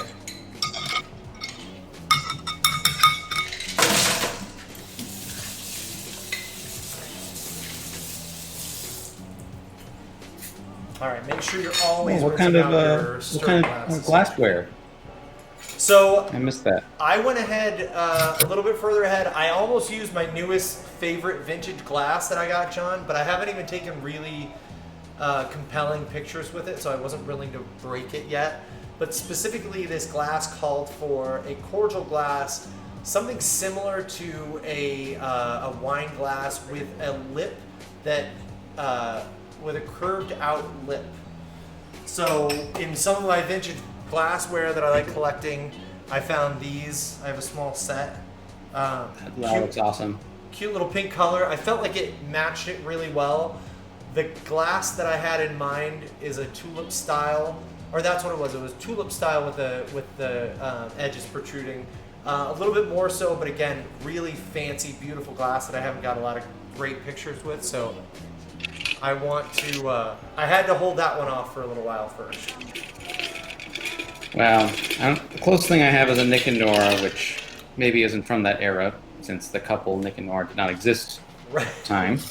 But yeah, it still looks elegant, right? Hell yeah, it does. And I'd say yours is going to be just as close to that glass shape that we need, minus the very specifically curved out lip of it. So yours is closer if it had this lip on it, basically, than mine is. And I just got a bigger glass with a lip. In fact, yours even looks better presentation-wise because it's closer to the top of the glass.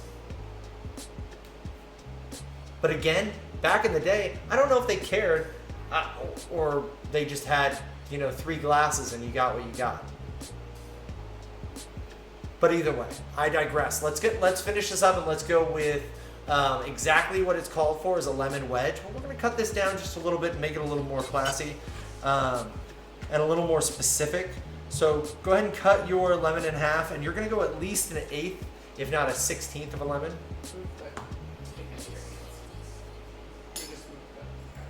Like this. So we're going to go, I'm going to go down the middle, and I'm going to at least split it one more time into an 1/8.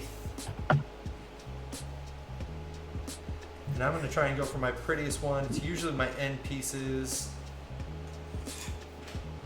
And make sure when you're cutting through, everybody keep in mind that you are just giving yourself a split like that big.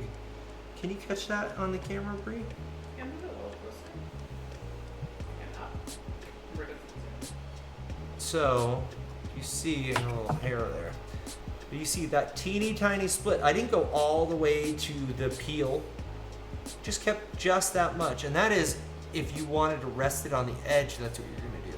In this particular cocktail, though, I'm putting it in. I want a little bit of oil in there. I expected it to be dropped in to be served. I also expect Jerry Thomas did not serve this with any ice. This was an up drink, just like a Manhattan was supposed to be. But not only now do we get some oils, but we get a little tiny bit of the juice that's going through there. I think it looks beautiful that way, too. Bree, can I trade you a phone so I can try and get a quick, pretty shot from here? I'll take this one here. You can take that one from there. John, what do you think so far? Are you excited to try it? Get a good taste? Oh, hell yeah. What are we waiting for? Me trying to be vain The- with my the Instagram? pictures. Me taking a picture of you. Taking a picture of me, taking a picture of you. Oh, sorry, what? Okay. We're waiting for the Instagram. Yeah. Yeah, right? Cheers, Cam. Cheers. Cheers.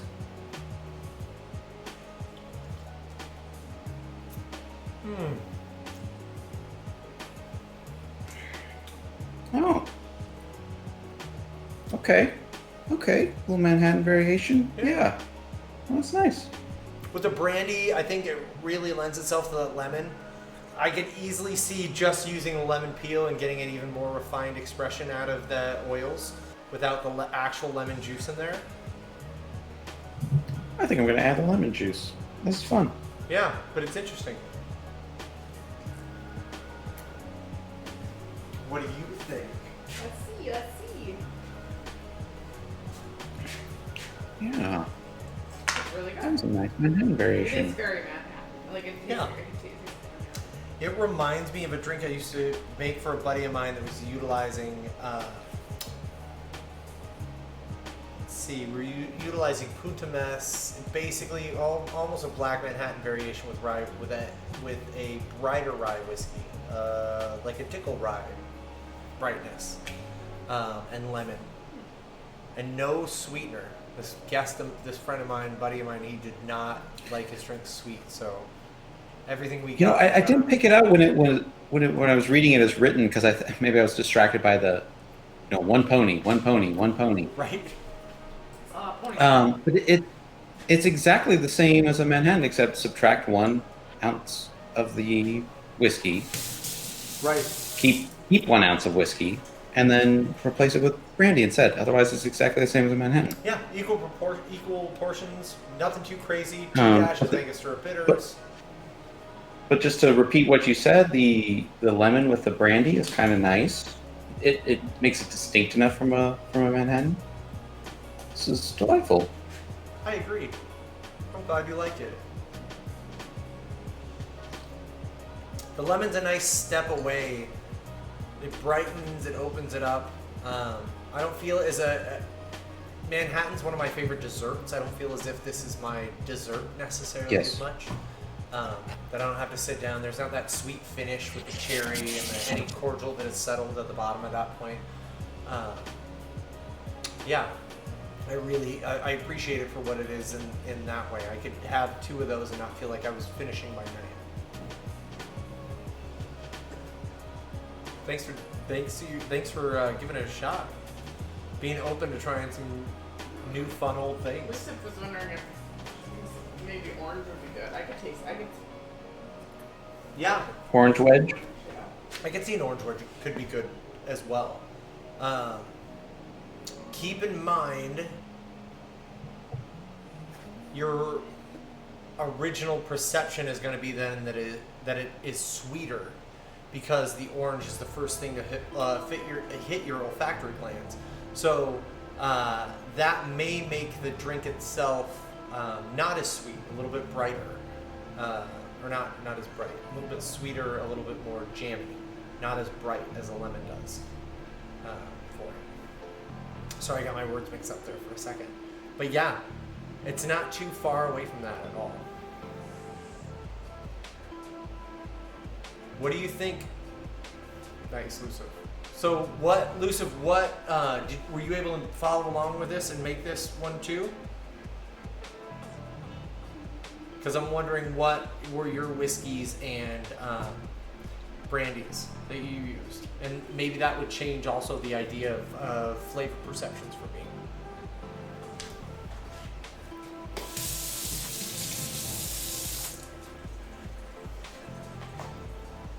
But I use weird ingredients. I follow along, but I use weird ingredients. Hey, thanks for following along. I hope that they all tasted good regardless, like of how weird they were. If you follow along with it, I'm sure they turned out in somewhat shape or form that was like pretty close. Especially even like John said, Manhattan side, you could have done brown liquor, vermouth, and just tried the lemon and even been able to taste the differences that we were talking about. John, I think that this is a great way. Whoa, where'd he go? What? Very, very sneaky. What happened? Bring me new glassware. Uh-oh, he's mad at me. So I didn't have brandy, so I used Applejack and Toki. Rad. Very apple forward. I could see that. A lot brighter. And a little bit, I'm saying brighter too because you have the brightness of the Toki along with a little bit of hint of smokiness on the back end. So I'm curious how the smokiness kind of fits well with the apple forward.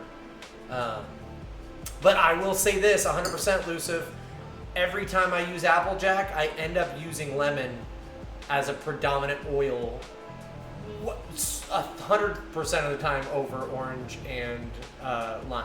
I don't know why. It's the Applejack portion of it. It's the apple in it. Maybe that my brain tricks itself into. A little weird, but good. Good. Hey, thank you for just being here and following along with us. It's awesome. I love that you just made it work with whatever you had to work with.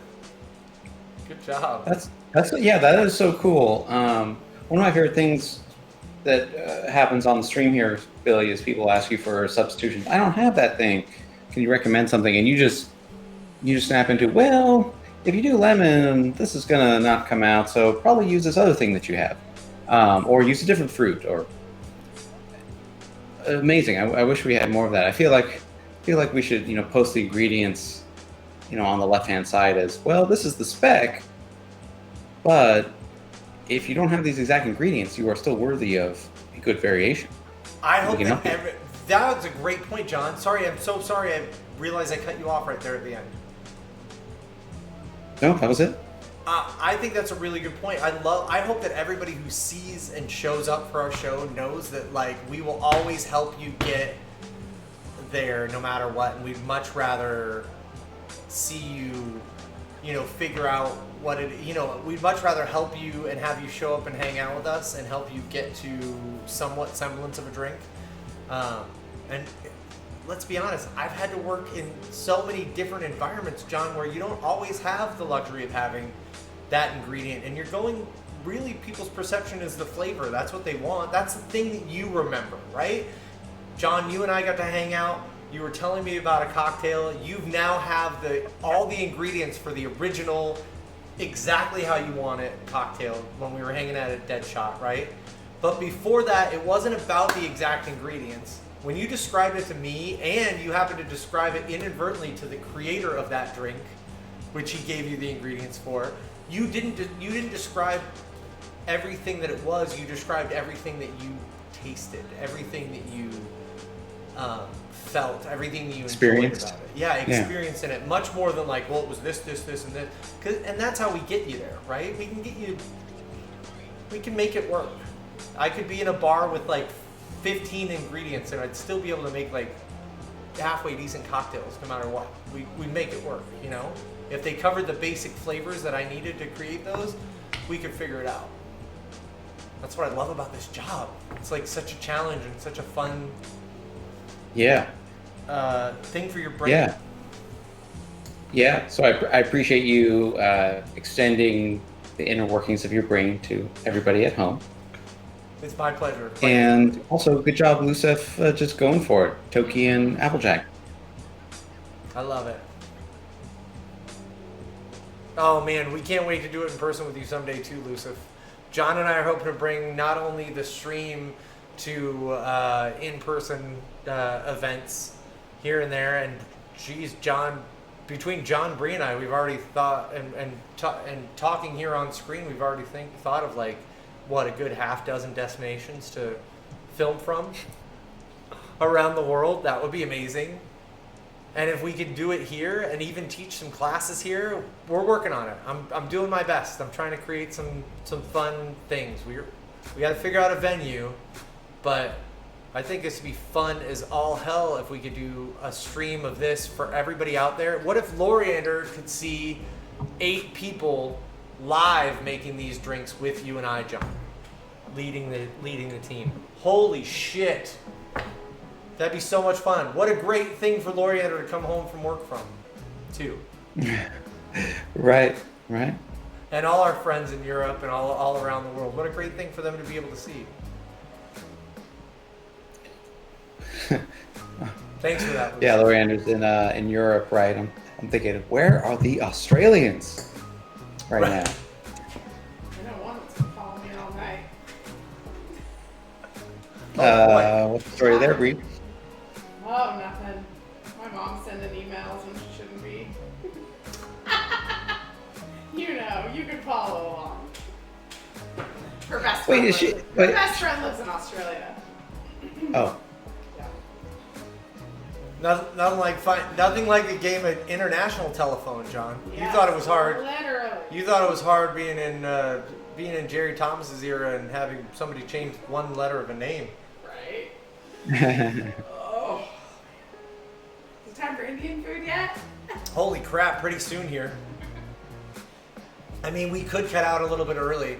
I don't know if any of the rest of our friends... Should we switch to food? I'm always down. I got a couple sips left. I could finish this off while I was cleaning up and getting ready for our mukbang food portion of our show. I'm so excited to share what we got with everybody. John, by the way, let's talk about this before we transition. Yeah, thanks, Lisa. Hey, John, what are we gonna do for beers? We forgot. Every week we usually team up with a beer and a shot or a local place. Did you and I talk about this, or did I dream it? Right. We were gonna go for a place that had a to-go cocktail. We were. And then with which we would pair Rainier. Right. As the beer. I can't get it where I live. It's too far away from But we went with a different place. So we have to provide our own beer and shot. We do not have a to-go cocktail. I vote sticking with Rainier. Is that what you got? I'm out of Rainier right now. I thought you always had Bowie or Freem. So I had Bowie. I always have Bowie. I got Freem. Shit. I ran the Damn wrong it. horse. But that's all right. What Freem do you got? Czech Pilsner. Perfect. We have another local. We have Freem. Another great family here in town. We have Freem Pilsner. So we'll go Pilsners tonight. Let's figure out what do we want to sip on? You want to have a shot? Yeah. I was thinking the Geezer.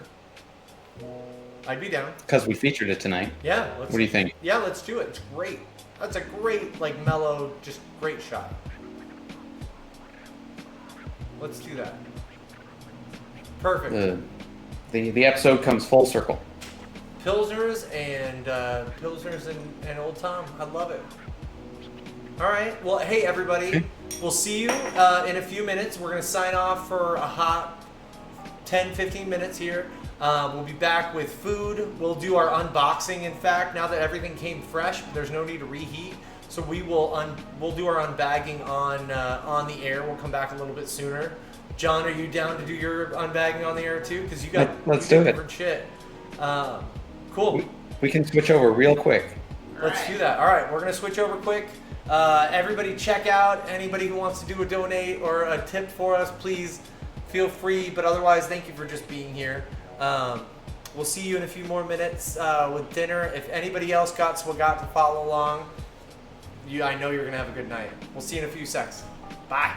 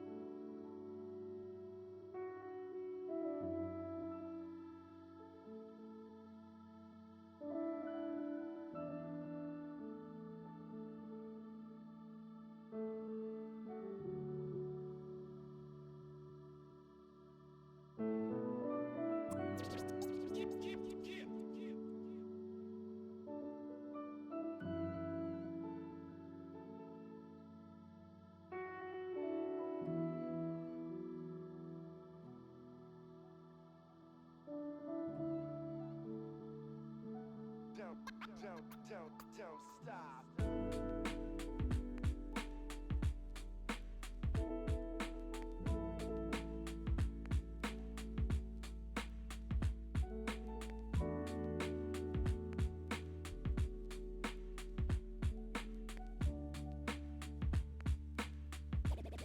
Let me explain something.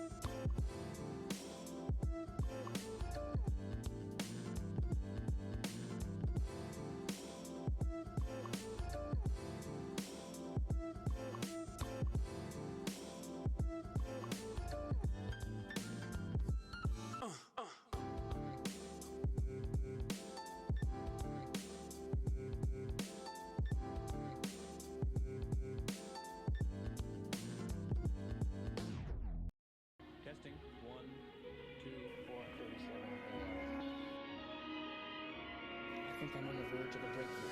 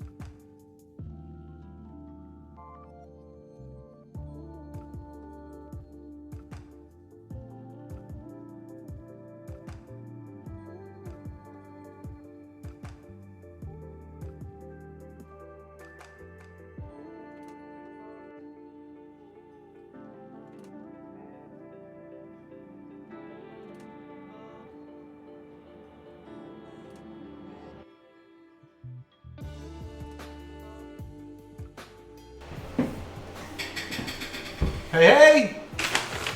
That's right. We got our Swagat. We're ready to go. John, are you excited for so excited. Swagat? Uh-oh. Oh no. Oh, sorry. Go You're ahead. coming back. OBS is moving. That means I have to move. Oh, why? I'm 'cause that's how focused you on the see one us. screen. Yeah, that's okay. That's Just how let me you know where you s- move it. I'll move. I'll move for you. Alright, it's over on screen 3 now. Because that's what we're going to Cool. look Can at. you move closer to John so we make sure that we have you all the way into? Like, move John just a little bit closer to that side of the screen. I can try. Done. Nice. Oh, that's all I we don't need. know, Cool. I don't know what's going to happen. So. John, can you see yourself okay now? Does that work? Yeah. Sweet. What's up, party people? Hey, I didn't realize. Hi, welcome in. I didn't realize that we were that we have the transition. John, great job. You got the transition on the top of this one too, Yeah. Oh, Yeah, the yeah, little transition. advertisement. or the average. Yeah, like not transition. Sorry, I didn't know what to call that. That looks great. I call it the It's the marketing. first time I've- I'm sure there's a more targeted term. The for it. banner. The banner. The banner. Because I never get to see this part, this side usually. We're changing around our cameras, we're doing different things, so I normally don't see the full-on OBS. This is awesome. That's true. You don't. Thanks. Welcome back, everybody. We got our Swagat. John, you've got to be the first. This is your first time having Swagat. Yeah, and tell us what you got. We're excited. Everything that you thought was a I'm staple. so excited because I moved to Portland 4 years ago, and prior to that, I was in LA and San Francisco, and I had these dialed in Indian or Pakistani places, and I don't know. I moved here and I just kind of forgot and didn't dial in a go-to Indian restaurant. So I'm glad you suggested this. It's literally our pleasure. I got way too much for tonight. I got hopefully will be the next 3 meals for me. So Perfect. my benchmarks for a place, and I'm not the authentic person to judge, but just my favorite dishes. Of course, gotta have garlic naan.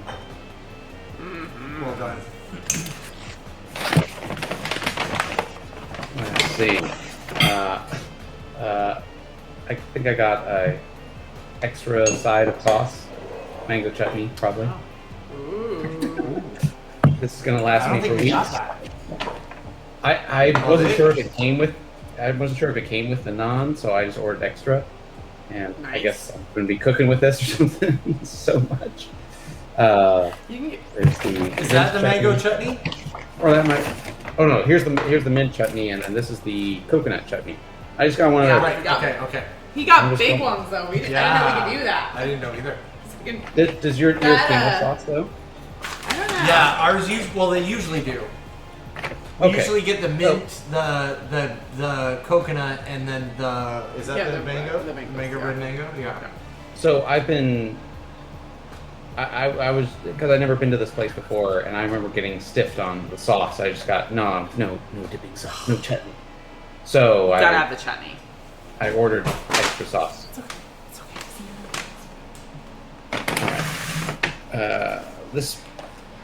This is a box of rice. Yeah! Basmati A rice. whole box. Yep, a whole box of rice. I didn't order rice specifically, but I think it came with every single dish. I just threw it in a different container. They give you a big old container. Ooh. Paneer. Yeah. I get that spinach and Delicious. cheese cubes. Classic. Gotta We have get it. we get this spinach without the cheese. We get the aloo. I can't remember the name of it, but Oh, Billy I didn't know there was an Billy's option. not a Pretty huge fan of the paneer. He's not a huge. I Paneer. go back and forth with I love paneer. paneer, but okay. Is that butter chicken? Okay. No, one of these is chicken tikka masala. Okay. Not I sure don't know which. which one. And then the other one is korma. Navrata Okay. korma. Yeah. Yeah. It's vegetables and just I hadn't seen that on a menu in so long. 'Cause chicken tikka masala I think is pretty popular. Probably Yeah, get it it's in any common. Indian restaurant, but the other one, rotten korma, something korma, Yeah. is totally Korma. vegetarian, and I'm not vegetarian, but I just fell in love with this dish at this place many addresses ago. So I just thought I'm excited. I'm gonna try a little bit of everyone tonight. That's it. Yummers. Man, I'm excited. Are you ready? Yeah, I'm I'm ready. gonna bust out. You busting out our order so we remember everything that we got? Do you want to? So we start with our naan. Do you want to do the honors of telling everybody, and I'll Vanna White it. Yeah, 'cause I don't know what that is. Did we get? This is the spicy like soup base. You can dip naan and everything else in. But I don't remember we got anything like that. We didn't. Did we get? Did we get the plates? No. Okay. So then we also got. Is that right? I feel like rice would have been in something bigger, but maybe. John, we also try and get enough for a couple days. This is Some rice. rice. We might have got. So we a got couple. some All right, I'm not rice. alone. I'm not alone in that thinking ahead format. Yeah. Oh, yeah. No. Well, because if we're gonna do it and get the treat, and this is that fantastic spicy. Yeah, I can't I remember mean, the maybe name it's of a it. sauce, but I eat it like a soup. Can't remember the name of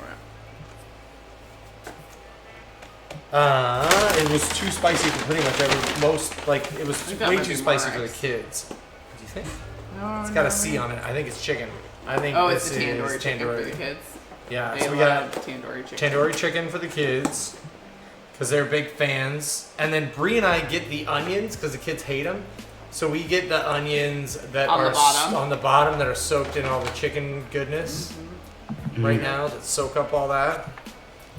That's great. What do we have in here? I don't know. What's that one? Ooh, that must be the okra. This is the new one. This is the okra, yeah. Yeah. So this is, I think I'm pronouncing, I don't know if I'm pronouncing it, Fendi Masala, which is like an okra. Masala curry. That works. Hey! Can you see us better now? What's that one?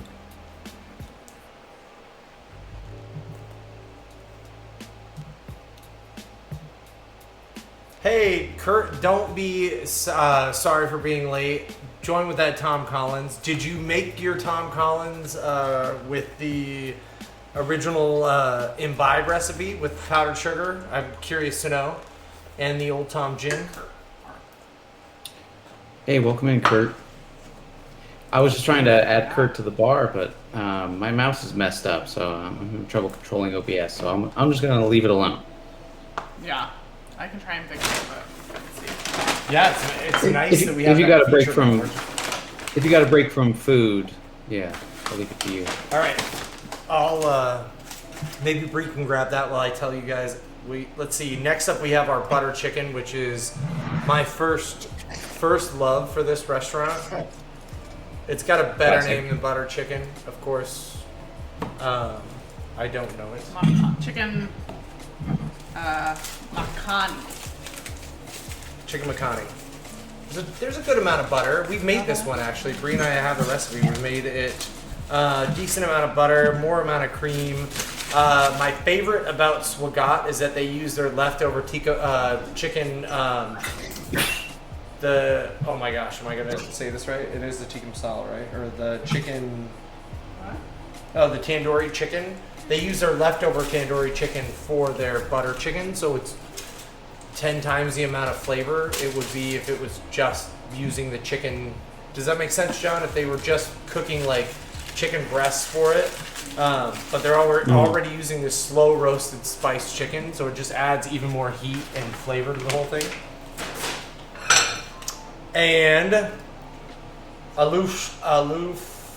Let's see, which one's this one? Oh, lusag. Alusag, spinach. This is Kind of like paneer. yeah, without the paneer cheese, John. Kind of like your dish without the paneer in there. I might get that next time without the cheese. Sounds delightful. And there's another version where they replace the cheese with cauliflower as well. Aloo, and they both start off with the aloo let's see, what is it? ALOO, but the second name changes, and that is the secondary product is the cauliflower for it. Oh, and we got dal too. And we got dal too. Bree's not the biggest fan of cauliflower, so we skipped that I one. like cauliflower. What are you talking about, yo? In this dish, I thought you didn't specifically did. wouldn't want cauliflower in this dish. No, I just didn't. It was just basically this exact same thing, but with cauliflower. Yeah. So I just didn't want it with that. Right. That was it. Oh, okay. I thought you didn't want it in replacement of that. Well, I don't know. That's too BD. But I'm very excited though because we got I'm a huge. I fucking grew up eating it and love okra, and so this new okra Nice, yeah. masala stew, I'm very excited about it. It's one of my favorite things in Ethiopian food too, so I love everybody who utilizes okra. I love it, bro. What a like we got fantastic it. gift we were given by the West Africans bringing it over. So good.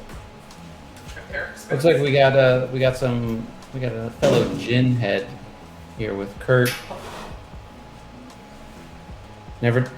He's never done the powdered sugar before.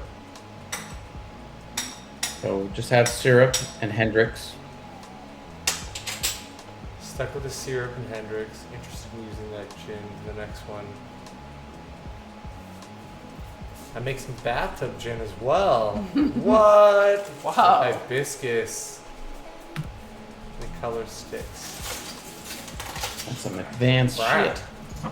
Yeah, that sounds rad. I can see how the hibiscus gives it a great citrus, like that dry citrus bite to it. I love that tannic, the tannins that you get with hibiscus, but it's still tart. It's not just a plain tannic taste. Wow, that sounds great, Kurt. I bet it is an interesting pink. And now, John, I think what an interesting color it would come up with too if we added this like deep, rich, caramely, Vic Geezer Old Tom Gin from Ransom that we're sipping on now for dessert tonight.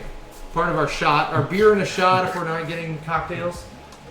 Sorry, I need help. What? We didn't get samosas and any of our chutneys. Oh, you're right. We didn't get any of our sauces, John. Ah! So the last we normally don't get delivery. I think I took them all. I got all the sauces. Right. Forks. You got them from a different and a different location. Oh man. So I will say that normally we try and do a version of this that we do a Tali dinner version You're not hungry yet? that they call and the Tali dinner it comes with make sure it comes with all of our sauces and they all come with a little bit of dessert, which is usually like the yogurt, like sweet yogurty. Is that what we had last? Oh no, it wasn't dessert. Sometimes they come with dessert. What was the dessert? The fried dough balls and honey. Speaking of honey, hey honey. And Zoe's out here getting her food too. Let's see, that's what we got for dessert with yogurt, like a yogurt salad. What else? It comes with dipping sauces, bread. Yeah, once we get a chance to go there, when all this is over with, John, and if things are back to being 100% safe or as safe as they can be, and we can go, you'll see they do these Tali dinners right. They also do an amazing, or they used to do an amazing buffet. But the Tali dinner is as close as you're going to get to that, being able to pick out all those flavors. Sounds good. I love it. I'm just disappointed. Brie and my favorite sauce is that mint sauce that you have there, the mint chutney. Oh, I'm shit. sorry. I'm Amazing. sorry. I'll weigh in. No, we've had it, so you need to have it. Okay. I got one of every sauce. Bye. If you want your food, it's out here. Whenever you're ready for it. Is Tate not ready either? They ate Cliff Bars like Oh. 45 minutes ago because they were starving. And I also ate all the rest of the Shrimp chips. Yeah, that sounds Some about of it right. all on the floor. When they had a chance to eat shrimp chips and Cliff Bars over like real food, they'll always take shrimp chips and Cliff Bars. But I can't blame anybody but me because I'm the one who introduced shrimp chips and Cliff Bars to the family. Yeah, we'll get your cup. Ooh. You ready? Let's dive I in. hope. Freaking Can start. I get in on this? Are we ready? Dive! As far as dipping sauce for the naan, places I've been at before, they provide the the mango chutney and then the mint chutney side by side, and I always go back and forth about which is my favorite. If I could only pick one, I kind of like them both. So, and then there's a third one. There's a coconut chutney. So, Right, which is completely different from the other two. Have you ever had that coconut chutney? nope. Try it by itself. It's really good. It also has a tangy funkiness to it that I actually really, really enjoy. But I only really enjoy it on certain things, and then other things I really don't enjoy it on. It's really funny. I'm a big fan of it, but it's got to be on the right stuff when I'm eating it together. Some more spoons. Oh yeah. Oh. You ever get that way? Like, I love experimenting with flavors, but there's not very many times where I'm just like, I really like this. Most of the time, I like it on everything. The coconut chutney is the only one where I'm just like, yeah, that one is not what I want on that one, on that particular flavor, that particular flavor. But Yeah, right? yeah. I find that fascinating. Huh. Tell me about it. What are you getting? As it's wafting over your palate. Yeah, the coconut. Well, I don't know. I should start with the good. The mint hit me and was. I'm a fan. Oh, good. The middle spice, this red one, I thought mango chutney, but I might have mistaken it. It's spicy. It's the only spicy of the three. Yeah, they might not. I don't know if they It have might not be mango. Yeah. I was deferring to you because I thought maybe I just didn't know. I can't remember what it was. They had. I just ordered all the sauces. That one's good, but it's spicy. I'm used to something more sweet. Mint one is good. Coconut. Yeah, I don't know. I don't like coconut on most things, except Really? what a painkiller or a pina colada. And it's a fermented coconut too. So you got to say that, like it's fermented. There's the tanginess, almost a yeastiness, Yeah. in the flavor. But there's certain things that in the group of flavors that I get with these dinners that I could love it on. Isn't that? I know. Chutney. We're just breathe. The She's spicy so one sad is you're not interesting having though, chutney. because it starts out sweet. Come back to that one. The red one. Yeah. Oh, the spinach is good. Ooh. Yeah. Spinach is awesome. Sorry, I'm jumping around. No, you're good. You gotta jump around. That's how. That's my favorite part when you get dinner at Swagat. They do the best job of going as what seems traditional to me with all the small plates, as everything traditional as I've seen it. All the small vessels to be able to have everything to kind of keep going back and forth. And I think Bree said it last week, like me making the perfect bites. I'm all about that shit. Like that's my Very mission. little naan too. Yeah, it's shorted. I got refunded for the missing. Oh, sweet.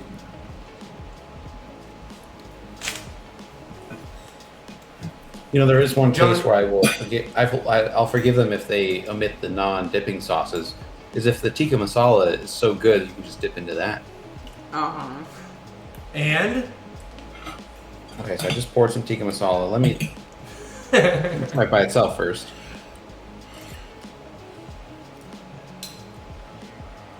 Oh, that's nice.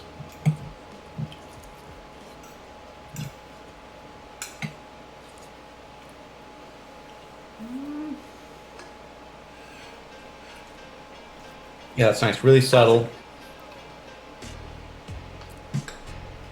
I mean that in a good way. I like watered down. It's nice. Sometimes I How's have it compare? strong flavor. How's it compare? I guess I'm used to like a really strong, extremely buttery and rich flavor, but this is good too. It's the chicken is good. It's tender. We're gonna try the Yeah. other place too. It's how's the good. heat level? Good. Oh yeah, what's Oh, the other low, place? which is what I want across the board.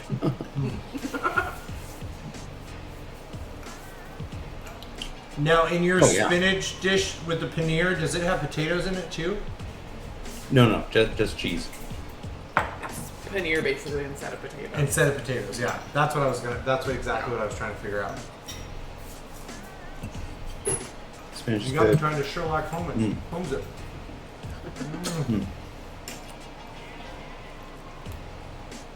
Yeah, I would dip anything into this chicken tikka masala. So you can go with anything. Oh, good. That's how I feel about that butter chicken. Probably because just a little bit extra fattiness for me. All right, and the korma.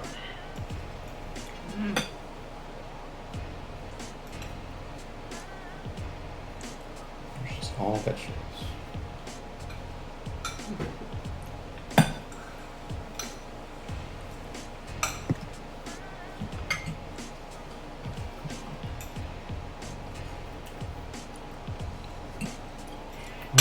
Ah.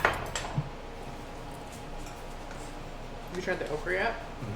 That's really good. Sorry, is that a Spicy dish okra or is it a dish. side of okra? It's It's a dish. So it's like I forgot the name of it. Sorry. yeah, me too. But it's like it's like okra and tomatoes and stewed okra pieces, but it's not really like okra stew where it gets like sticky. Mm-hmm. It's definitely not. It hasn't hit like the sticky points, or they like remove the seeds. I don't know. No. They're there. I think that it's just cooked without a bunch of sauce, so that the stickiness spreads out because it's a thickening agent. I think it was just. I think the thickening agent is. I think they tossed chopped up okra with those spices and everything else. Right. Kind of kept it a little bit drier. It's really good. I grew up eating okra because my grandma grew it, and I just can't get over the flavor in so many different things. And I love how you get so many different, like, well-spiced okras. And then you can fry it, too. It's such a great, like... Yeah. And then Anyway. you got the caviar. And you get the caviar and the seeds out of it. You eating some caviar over there? No, the caviar. So they call like okra seeds like vegetarian caviar because of the way it Really? pops in your mouth. Yeah, there's some chefs that use it as caviar.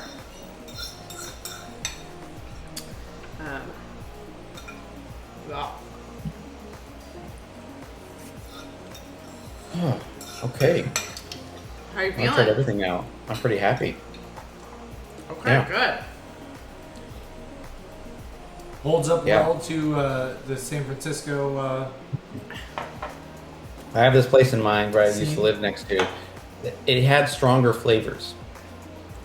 Like bolder. I would be like full by now. I'd be like, overpowered and rich. This is so subtle. Like I kind of want to just keep dipping rice into the tikka masala or naan. I can Yeah. keep going. I love it. This is good. Kurt, we're actually all drinking different things today. We normally all sync up and make sure we have the same thing. Tonight, we've been slacking with the move and all the changes, and that's all right. It's just one little thing. So we went with, let's see, John is rocking Bowie, and we are rocking Free, but we're all rocking Pilsner. And then all of us are sharing, we'll do beer and a shot, so we're doing a shot of the Ransom Geezer Old Tom Gin that we're using, our local gin here. And just sipping it. In fact, I kind of got, John, these are kind of probably closer to the style glasses, I think. That, Oh, for that last drink, the Saratoga? yeah, that were going to be in that Saratoga. They just weren't Oh, quite nice. big enough. Yeah. Nice, These don't really nice look out, glasses. though, I wouldn't say. Thanks. Kind of some more cute, fun ones that I like to find when I That's go to cool. those little vintage shops. Yeah, I like that you can find like one or two. this Old Tom Gin is amazing. It's so good. It's so good. I can't wait to do more with it. Did I ever tell you, John, I have a hot toddy? Well, you might remember too, but I have a hot toddy that I've done with this gin. It's so versatile with all the flavors Oh, wow. it blends that you can do so much more than just, yeah. I mean, imagine the richness and the pininess coming through. It's already, we've already talked about the similarities to whiskey that it has to whiskey.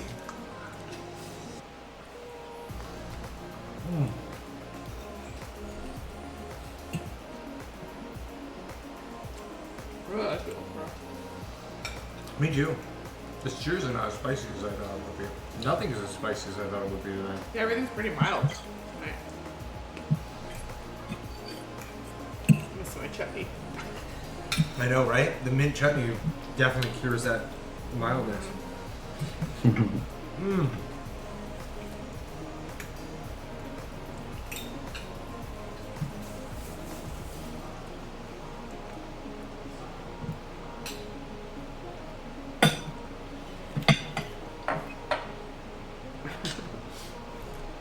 This is delicious.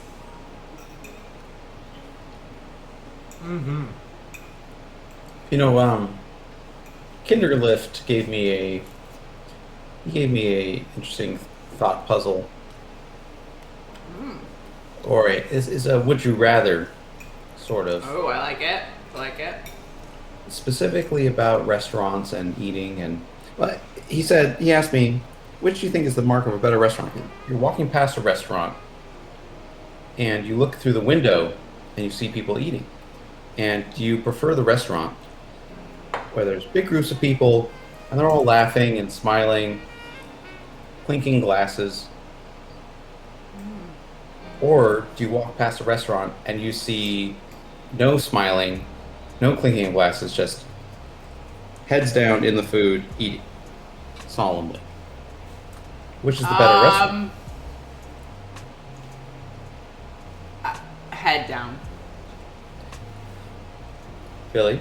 Although booze though, so like depending upon what people, like if people are like drinking and having fun, like it could be the opposite for a bar.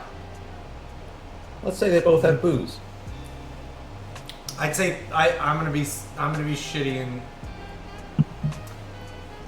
places that you can accommodate groups that large. You forego quality. Yeah. Yeah. Usually.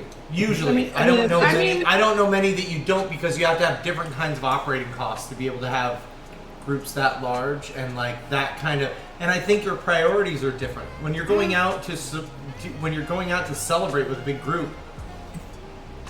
So you know what? think it Who cares if you depends, don't though. have like somebody screw something up or it's not like the best, freaking like the perfect flavor of dinner. I think it also depends though, because like, so imagine though, like put yourself in a place where you share food.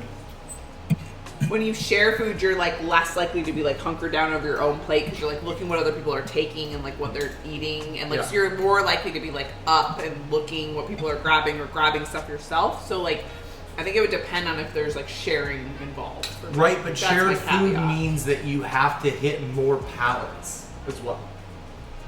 No, but they're just saying which restaurant would you choose? Yeah, I'm saying it's like a variable You're in not- there though that you're not necessarily taking into consideration, because we're saying we want the people with their heads down. That doesn't necessarily mean that it's not as good of food. no, the heads down people are having better food. Is the idea. That was John's idea. That like, think so. John, was that not your idea the whole time? No, anybody who doesn't want to like talk and isn't there to celebrate and is just kind of dumbfounded and caught up in their food, they don't even mean to be because the food is so good. I've seen people at Applebee's with their heads down, not Well, yeah, but paying they attention to can the be person like they're with. that's a social You problem. could look in the window though, and you would see those same people if you didn't know it was Well, Applebee's. yeah, Well, well, that's this true. Applebee's must You be would- serving hypnotizing food. Right. You may want it to. You It's a may rather clientele. have it be a fun looking place. Well, John, I guess there's the next question for your question is: are you going there to have a good time, or are you going there to have a great meal, an amazing like meal and experience? Because then it has a lot to do with the people that you're with, as opposed to the people that are taking care of you. Too. Now, I think in intimate settings, that's an easier bar to grasp. I know as being a server and a bartender that having a group of 10 to 15 people is really fucking hard to please everybody, whether you want to or not. There's one person determined. Every one of those groups determined not to be happy because that's their role. Like, we all have our roles. That's their role. They've determined it before they even got there. So, like, and I don't think that's a mark of a good restaurant when you can go in a 4-person group and have an amazing experience in that place. You know, there's a reason you can get 24 people into Chuck E. Cheese in your party, John. and it's not for the high quality pizza. So it's about the experience, right? That doesn't mean you don't walk away from that Chuck E. Now, I know everybody thinks I'm talking shit, but I'm being very analytical. That isn't you walking away from Chuck E. Cheese saying, I didn't have a good time at Chuck E. Cheese. Right? I've left having a great time at Chuck E. Cheese with my kids. Face. So Chuck E. Cheese. Because we're talking about Chuck E. Cheese. But am I walking away going, man, that was a great meal. Next time I'm thinking pizza, I'm thinking Chuck E. Cheese. No. If I'm thinking I gotta thank Kinder Lift for this prompt. It generated so much discussion. So, I'm going to tangent it for a second.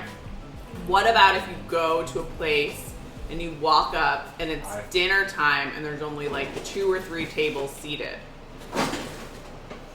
Then what do you, like, are you going to go in? Like, is busyness a sign of good food? That's a good question. And is it region specific? Then you can get into that as well. Well, right. If it's region specific, it mean, doesn't have Portland- to, in my brain, it doesn't have to be busy if it's not busy with region specific people that can attest to that being a good variant of food. Right. Like, but Portland seems to think that busyness is a sign of good restaurant. Like, if there isn't a line, then like it's not a good restaurant. Like, that's a very cultural thing here. Yeah, I was at a friends and family business opening, and because of the kind of COVID restrictions in place a week ago, the space that people would go inside to this event and feel comfortable were, marginal. So what I mean is a lot of people were spilling out onto the street. So I imagine as cars were flying by on this major street, and they see people spilling out onto the street from this small, tiny business, like, oh, that must be a good business. I should go there. Right. What is that one about? I'm going to look that up when I get home. I'm going to pull over now. Right. Right. And that's usually, I think that too, because there's FOMO is a real thing in sales and hospitality. So Yeah. I will say in Portland, most of the time, like, I've never gone to a place that's been like super hyped busy though, and it hasn't been like at minimum good. You know what I mean? Like, I've never been like, why are, like, I feel like people here still have some distinct taste level. Like, it's not just about the cool. Whereas in Arizona, if a place was busy, it didn't say anything about the food. Yeah, it could be terrible. Whereas like here, I think it's different. Like, if it's busy, it's usually because the food's good, But it was cool to be not seen. just It was because a cool be place seen to be there, yeah. seen. So it seems like it's like dependent, I guess. I don't have an answer. I think my answer would be it's dependent on where you are. It depends. It depends. Yeah. That's why I love this question, is it generates so much discussion. It depends. Well done. Well done. So Kim. here, this is like another thing. When you travel to a new place that you've never been before, and you're with people who have what is happening, who haven't been there before, like, how do you pick a restaurant? So when you travel and you're going to a new place and you're not going with anyone that like lives there or has lived there or has been there before, how do you pick a restaurant? Oh, and this is the thing that I look up in advance of going there. Me too. I try to use the internet to, like, that's my visit. I'm here for a wedding. I'm here for a friend. But I don't really care about that friend. What are the good restaurants? Thanks. Right. TripAdvisor, yeah. TripAdvisor or Yelp is. I don't really trust handy TripAdvisor here. in the States. In the U.S. I've been led I astray think- by TripAdvisor. Yeah, TripAdvisor isn't as well used here in the States, but it's the bee's knees in Europe. Really? Yeah, like Yelp and Google Maps are pretty good here in America, right? Yeah. I'd say It used to be only Yelp, and then Google Yeah. Maps has kept me up. And they've gotten better about it too. Like, And they've I got usually like more compare analytics. both. Right. That's my strategy because Yelp, people get paid to like. There's like some Yeah. biases involved with Yelp. There could be in Google too, but I usually like try to blend the two. But Yeah, Loriander. I remember when I went to visit some coworkers in England, in the UK, and they kept telling me, why don't you have TripAdvisor installed? Never heard of it. What's the deal? Yeah, they legit lived by it. yeah, TripAdvisor That's recommended awesome. I gotta us try it. in Europe, not Yeah, here. more- Last time we used TripAdvisor, we ended up in that hotel in Oh, Reading. had a lot of. They're like, this great place is place. awesome. It's so clean. Da da da da. We got there. I literally thought we were checking into like the Bates Motel and we were gonna die. Like we left in the middle of the night. Like we just left. Packed up our young It was so bad. infant child who did not want to be. Yeah, Yes. we didn't feel like cleaning the room from all the There were, like, cobwebs cobwebs, and spiders that were all dirt. like, oh, holy shit. It was bad. But I always look at the last half year. That's what I'm with. I'm with you on that Like one, newer. Loriander. Yeah. And you know what? I always like actually being a little more discriminate against like reviews and actually reading them for what they are rather than going by a star rating. Because my favorite is that I've taken the time to read that. What? Yeah, I agree with Kurt. We've had good luck with that too, where you go into a place and then ask people where they go. Right. Yeah, fine. Yeah, 100%. yeah. I'm with absolutely. Because otherwise you have to like look at it. Some places are like, I only gave them 1 star because I hated their lights. Oh my gosh. Their lighting you was have to read the them. food was amazing, but their lights were shit. And you're like, People in America are so weird. I'm not sure who you think you are. Like, I'm I'm glad you have assuming an it's an interior American design thing. degree, but like, I don't think that is the mark of a good restaurant or their product that they're trying to sell you. But hey, You do who you. the fuck am I, really? It's like Amazon reviews. I think you're worthy of good drinks, no matter where you're getting them from. You know what I found is it's different from city to city though. Where I found Yelp to be a pretty good indicator in LA, when I would drive a couple hours south to San Diego, I found the ratings greatly inflated.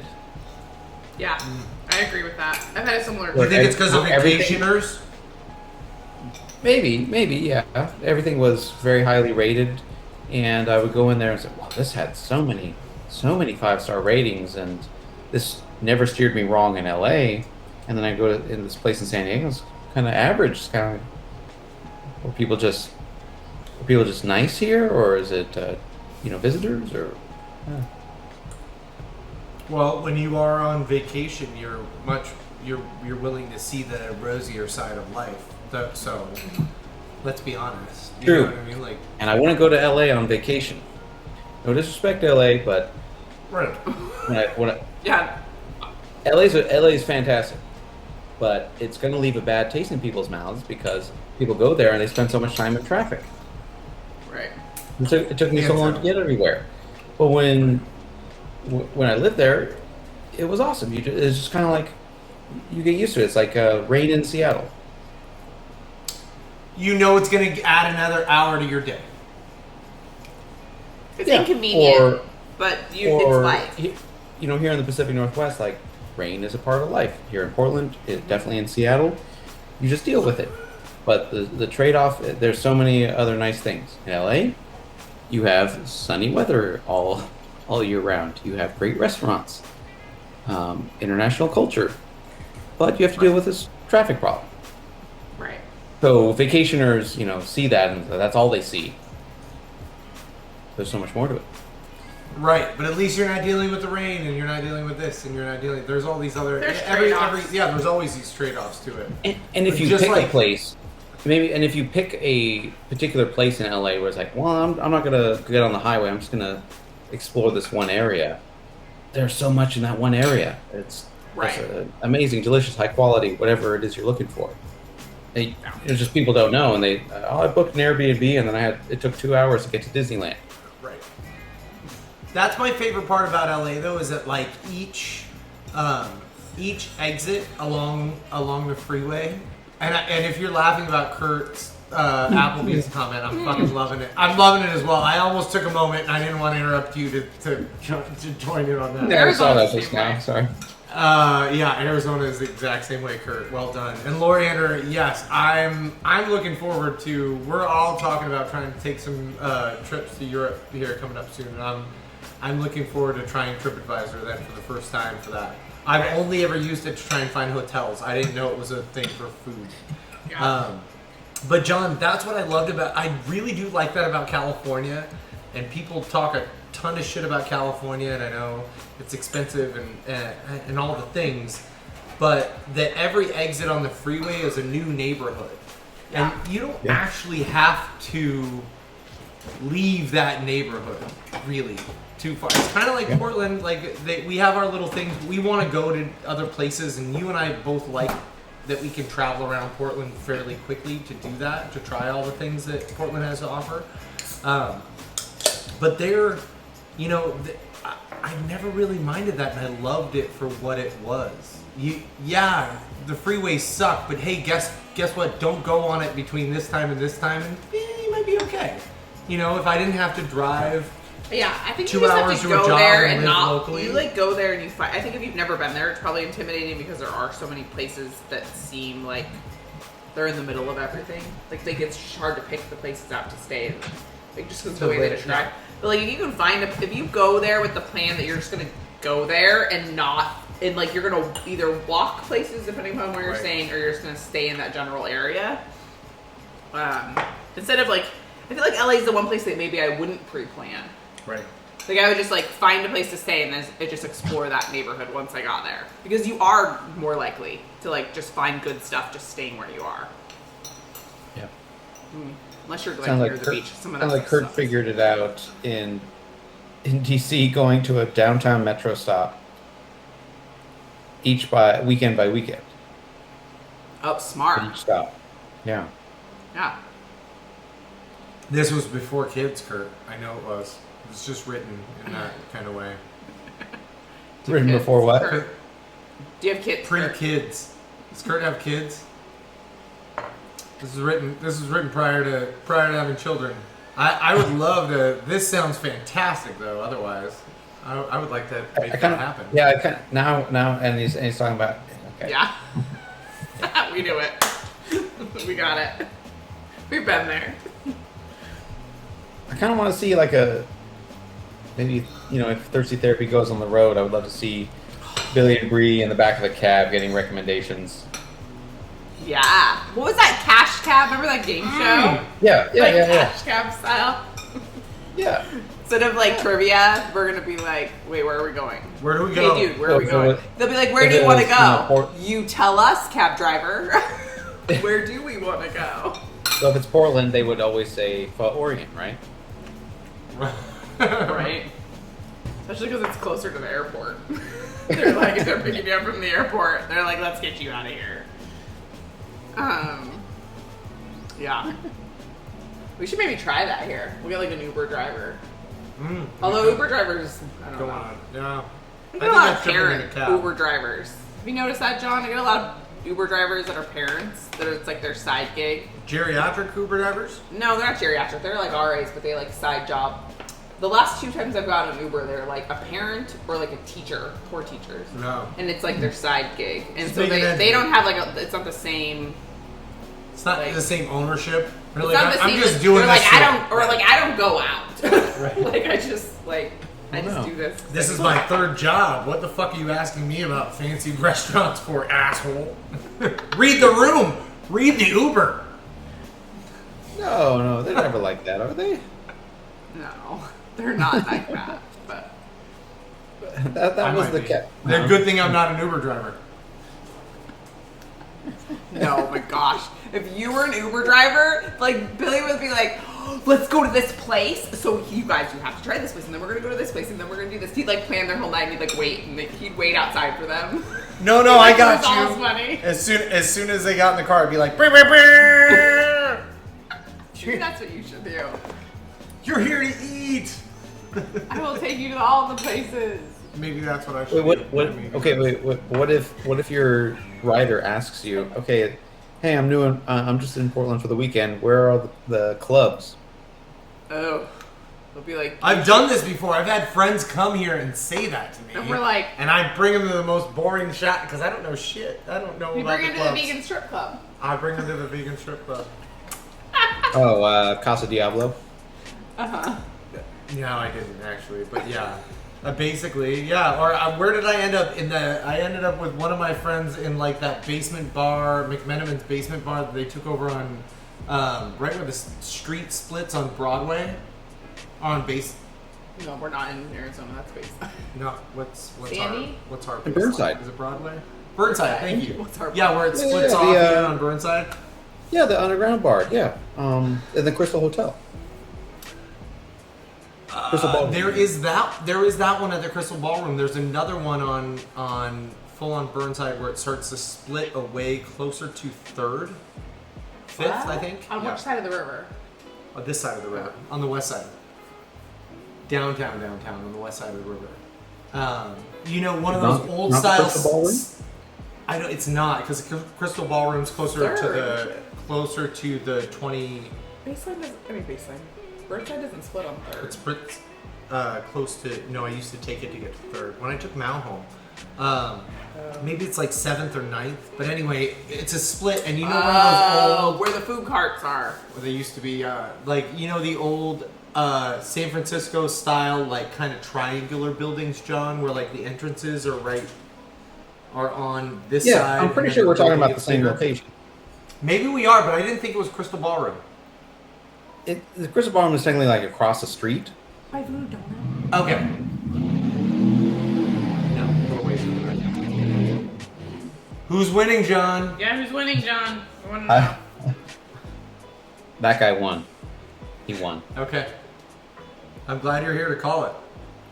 Everyone needs an official. Okay, so wait, so that yeah, basement, like- the basement bar. That was like the best. I had a friend who really liked clubs and like got here. It was early in us living here before I finally started working in restaurants again. And but I remember like really coming up short as far as like good fun stuff because I was always shocked too. Things closed pretty early, Yeah. very early here, especially for Yeah. as late as things open. It's not relatively the same. Like things are open from 10 to 10, and I was used to things being open from 8 to 2 o'clock in the morning. I know because I Yeah. worked at half those places, and I'd go home for 6 hours, and I'd have to open the motherfucker up at 8 o'clock in the morning the next day. Right.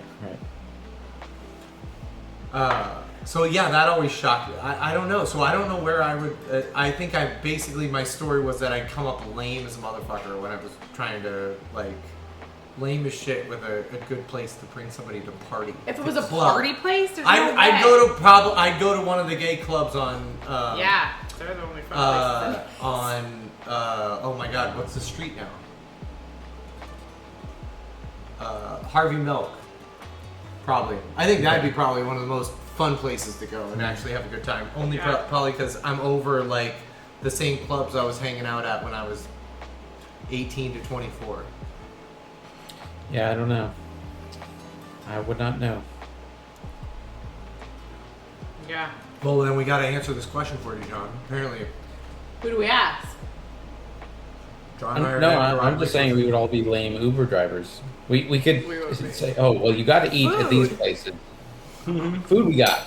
We got food, we got drink. Anything else? But are there places? I don't even know if I've ever met anyone though that like. I mean, I guess we're too old. But I work with a lot. Like I work at a college. So all the freaking students stay the same age. It's not about your coworkers, it's about visitors. Because No, they're not they come coworkers. times for- Oh, I guess. But and then they ask though.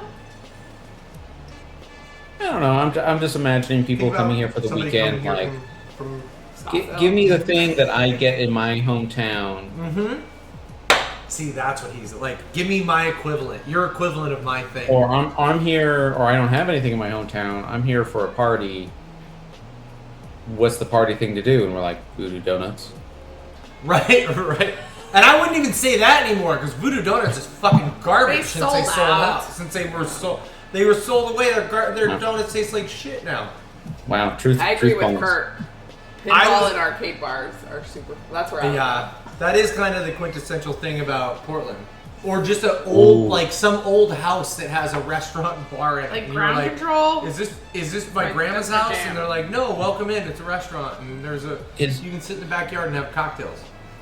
Oh my gosh, is Ground Control still open? I don't know. Quarter World, I think one of Ground Control's locations closed, for sure. Did Because when I visited Portland initially, before I lived here, I was blown away by the quality of Ground Control. Okay, so they we're were going trying to to hold Google on. temporarily closed. But they're not like permanently closed. They were at the beginning of the pandemic. You could like rent a pinball machine from them. They would like rent you stuff to like put in your house while you were stuck at home. Is it It's Quarter awesome. World that also had? That is awesome. Is it Quarter World that had a location that went out? That had 3 locations? I think it was Quarter World that went out. Yeah, they had a couple locations. Ground Control posted a blog as recently as April 9th this year. See that too. Oh, that's awesome. All right. We recently rearranged our games to provide more space between groups, waiting for our staff to be vaccinated. Probably vaccinated by now. Okay. Smart. In the meantime, we'll be cleaning and painting Ground Control and refurbishing the games. We don't have a specific date to announce, but we're on track for an early summer reopening. Oh god, I hope so. I would have hate for them to say, well, that's it. We can't hang it through the pandemic. Oh, Yeah. what a classic space. Well, in a fun and inviting space, really. Like, Yeah. yeah, I've had a great time. I ended up at Ground Control. I think after a couple concerts at Roseland. Yeah, Roseland Theater's right by Yeah. there. Wait, Kurt, what's Sanctuary? Why are we sending people to Sanctuary? Wait. In Phoenix. Wait, no. That doesn't exist Oh. anymore, babe. Yeah, wait. Where is Sanctuary, Kurt? Is that like an overflow bar for the Ground Control? Oh, although you know what I was just thinking of, John? Never mind. Sanctuary was a club in Arizona that I used to remember all too well, John. But it was like the Quint. I think there's 6 more clubs that have the same theme since then. It's just the cheap drinks, bad booze, Red Bull and vodka, Red Bull and Jaegers all night. So you could do all the Molly you wanted and just keep fucking dancing, basically. Hey, that's where we met. That's Huh? where we started dating. Wow. We started dating that night. We Yeah. didn't meet there. We didn't meet there, bro. Okay, I One got the night I inside didn't track. didn't I got take the drugs. inside track here. Send Tell me them, more. send them to Sanctuary and wait for them to text you. I've got word that Sanctuary is a sex club downtown. Oh. got it. That reminds me. I was thinking of And, Keith. Sorry, and now I'm Kurt- dying because And Kurt would not own up to it. Sorry, So Kurt. Kurt- Calling you back. he was hoping we just knew. Oh, I lost Right. my- Oh! No, I wish. Uh-oh. That reminds me of this. Billy and I stayed up too late last night watching. Why can't I think of the word? Instagram thinking bobbers. Oh, reels? Reels. And there's this we lady. talked ourselves into what show are we gonna watch while we like scroll through reels, and an hour later we're like, I guess we should just fucking go to sleep now. But there was this lady that she like, it shows her, she like pulls up to the drive-thru and she's like, can I have a Pepsi? And she's like, we only have Coke. And she's like, I'll take a gram. And then she like, the guy on the other end of the drive-thru's like, would you like a hooker too?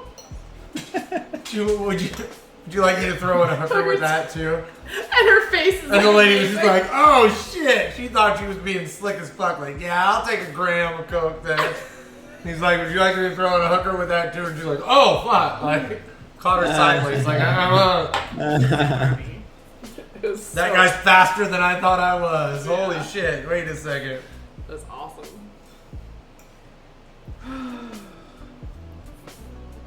John, have you done that lately? Yeah.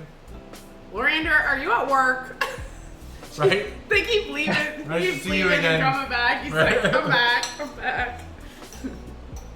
We're just talking about Or were you at the bars sex in club? Portland. He's at work. Yeah. I'm checking Tell out your Sanctuary. patients we I mean, said hi. their website is very mum about what they offer, but they abide by all of the governors and OSHA, OHA's COVID-19 guidelines. So You keep your mask on while you get a happy ending.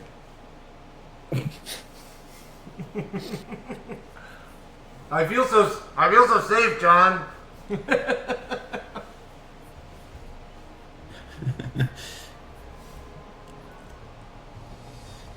Hey, on And, that note, I do.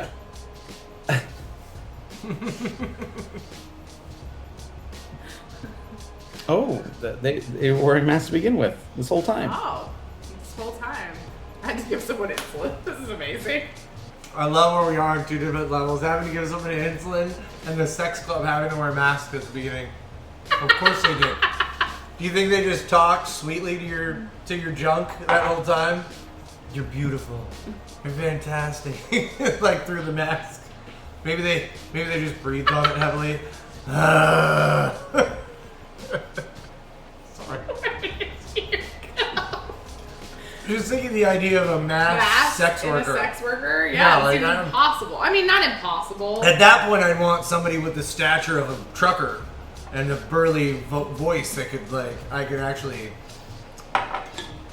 feel the vibrations through the mask. Sorry, John, did I go there? Yeah. Hey, Loriander, I'm glad you gave somebody insulin. I'm a little sweet, too. Kissing. Oh, right. That's No kissing. true. That's even better. Isn't there ever? I thought that was mean- always a no-no anyway, thanks to Pretty Woman. No, I think that was I mean, I'm sure there's all sorts of things. Probably depends.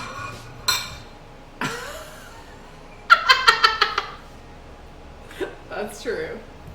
Although I don't know about. Yeah, I don't even know what to think. Hey, if you didn't have lube on it, it tastes fine. Dental done. Dental Dam? Yeah. We went there. Yeah. Thanks for joining us. Good thing the kids are in the room. Our poor kids. Our kids would be like, what's that? Tell us about it. I looked it up. Looks awful. Oh my god, yes. I'm gonna keep thinking of that. The full-length I body haven't thought condom. about that in Oh, that movie. forever. I Uh, like that movie a lot. rest in peace, Leslie Nielsen. Right? Wait, and I was just gonna Yeah, say, great. didn't she die too? Oh, what was her name? Presley. No. Her, Elvis Presley's wife was in it. Winona? Oh, wait, what was her name? Who? And Elvis Presley's wife Oh, was the other. Priscilla Presley. Priscilla Presley. yeah. Thank you. Yeah, she was a Wait, co. isn't that his She was the daughter? she was the co. Oh, no, wait, Lisa. Star. Which? Co-star. Thank you, Lisa. Priscilla was Lisa the Marie was co-star, but Lisa was the daughter Okay. who married Michael Jackson. Oh, yeah. Seems so natural. You remember that music video? That was my favorite.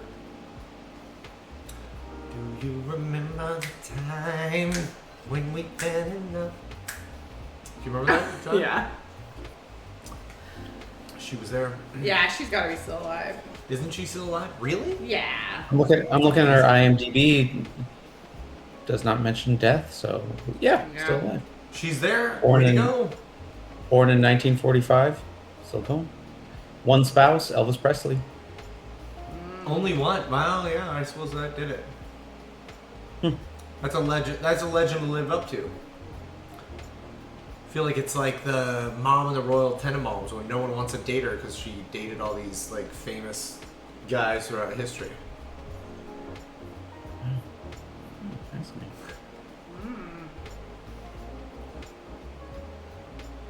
But yes, and she fit into a full-size condom really well with Leslie Nielsen. They each have their own, right? Or did they join Right. condoms? No, they each had their own. Just bumping in, standing in, bumping into each other. I remember that one all too well. The Naked Gun series was like a nice, approachable comedy satire for what was I like 11, 13? No, when yeah, that- we were a little older than that. yeah. I was mixing that up with like Hot Shots. Remember Hot Shots? It was We were all younger for that. Hot Shots were like the later Yeah. were inspired by all the Naked Guns. They were? Because I was trying to think of what came first. Oh yeah, all the Naked Guns were done before Hot Before Shots that? started. Yeah. I'm still a big fan of Airplane. Yeah, me too. I can watch that movie anytime. I love watching that I love it. Everybody taking turns to slap that like hysterical lady. Never ever. Oh my god. Never forget that. I remember seeing it when I was like 7 and loving it every Oh second. God, action. Hey, Interstate It's always Avenue. party. Always tons of action. Mm. That's all right. Better than being playing. Ooh, Bill Murray You know, I filmography think- could be fun. I think I say the line. That's a lot of movies. Sort of a Mad Lib at this point. The from Airplane, the picked a bad week to stop smoking, and then it just keeps escalating. Picked a bad week to stop sniffing glue. Right. I like that whole. But picked a bad week to stop taking methamphetamines.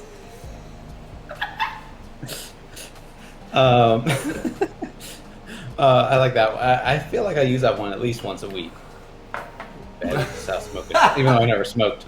It's just when something you know out of turn happens, you got to use that line. Right? You're like, wait, what? Kirby literally just said, like, how many movies has Bill That's a Murray been shit in? ton of But I love movies, that yeah. when you asked, the search engine didn't even know. It said, like, about at least 78. At least 78. It, like, has, like, a maximum. It has, like, a cut point. You stop counting at 78. Wow!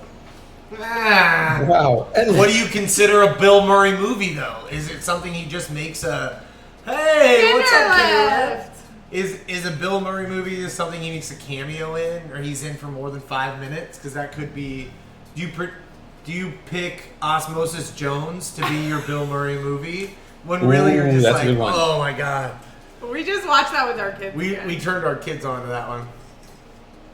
Kinderlift, thank you. The food is fantastic. Swagat is fucking amazing.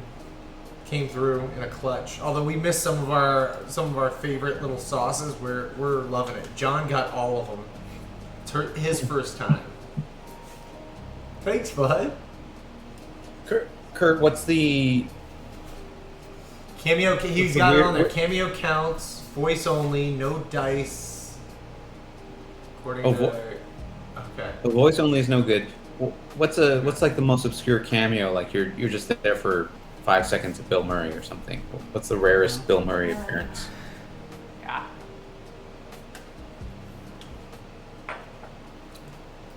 Scrooged. I'm just kidding. Zombieland. I didn't even know he was fucking in Zombieland. He's in that? Okay. I didn't know he was in that. There Wait, you go. really? There you go. Now I'm gonna go watch that. I was trying to avoid it, but now I have to as well. I heard it was kind of funny. That's the know if one I've with never seen that. with Woody Harrelson, right? Yeah. Woody is that- Harrelson and Mark Zuckerberg. Wait, really, Mark Zuckerberg? Or the other, no, that, like, The guy who played Mark Zuckerberg? The guy who played Mark Zuckerberg. Again, I Sorry. yeah, what is that I'm guy's like- name? That guy has a real name? Oh, that guy. They're like, Yeah, Yeah. what's his last name? He has a name. I was convinced he was. Jesse he's in some Eisenberg. other movie. There Jesse we Eisenberg. go. Thank you, see, Kinderlift, so- for the prompt. It's that. It's the Hey! Pepsi girl's brother. Did you know that? I- The little girl that was on the Pepsi commercial. Oh, with the curly hair? Oh, I didn't know that. Oh, wow.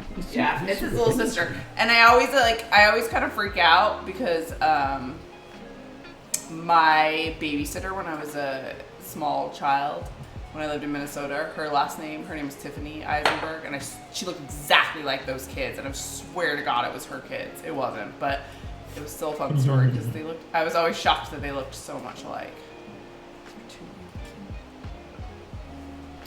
Oh, I really like that fake trilogy.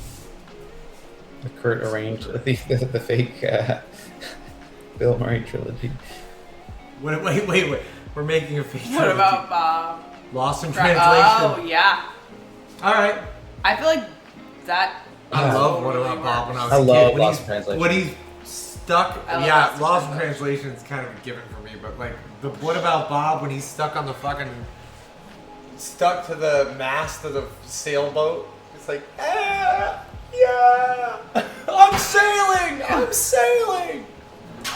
Sorry, it's been a while. That was a little kid movie I watched with like my aunts and uncles. I don't remember that. I remember what that was. And it holds up, really? All right. And there's Ghostbusters. Well done. I love it. Great discussion. He's so nonchalant even when capturing ghosts. Yeah. Lost in Translation, I really appreciate. I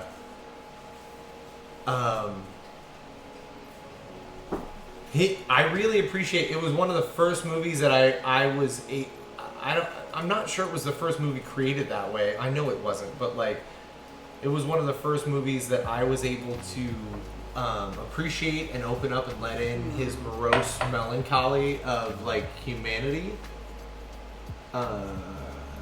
and see it for not being depressing.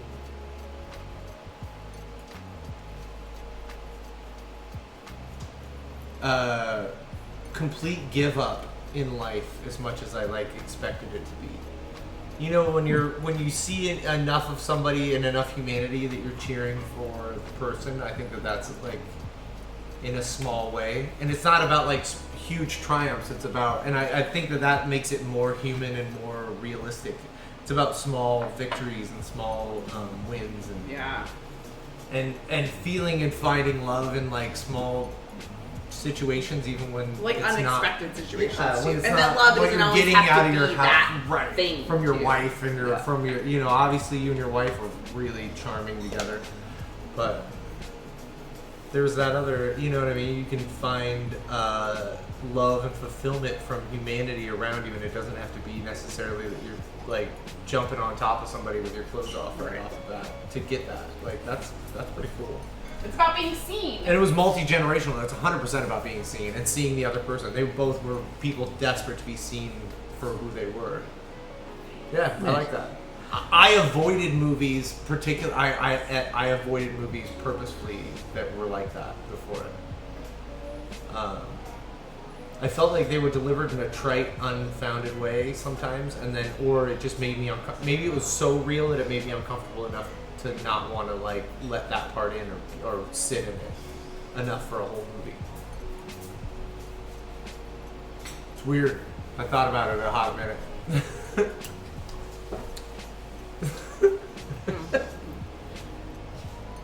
Wait, Billy Crystal has a new movie? Yeah, Wow, I I'm haven't curious thought of about a Billy Crystal movie in fucking forever. Same. Connected when you're isolated, yeah. Well, it's what we always talk about, John. That's my favorite thing about what we're able to do with like this stream, but why I've chose the career I have is I love bringing Wait, with people Tiffany together. Haddish? It's here today. It's called what? Here today. Could be good. You gotta check that shit out. Sweet. How you doing over there? What's happening, hot stuff? There's a tiny human next to us. Tiny human rinsing out her glass. Now there's a tiny human scowling in between us. Oh! A feisty tiny human. Wait, who's Whoa, party. Arnie over here? Wait, look at this movie. Tiffany Haddish, where do I remember her from? Tiffany Haddish is a comedian. She's done. Wow, she's I'm done. trying to think of like something you would remember her from. She's got a comedy lineup called They Ready. She's a black comedian. She worked with Kevin Hart on a few things. She's been like a movie headliner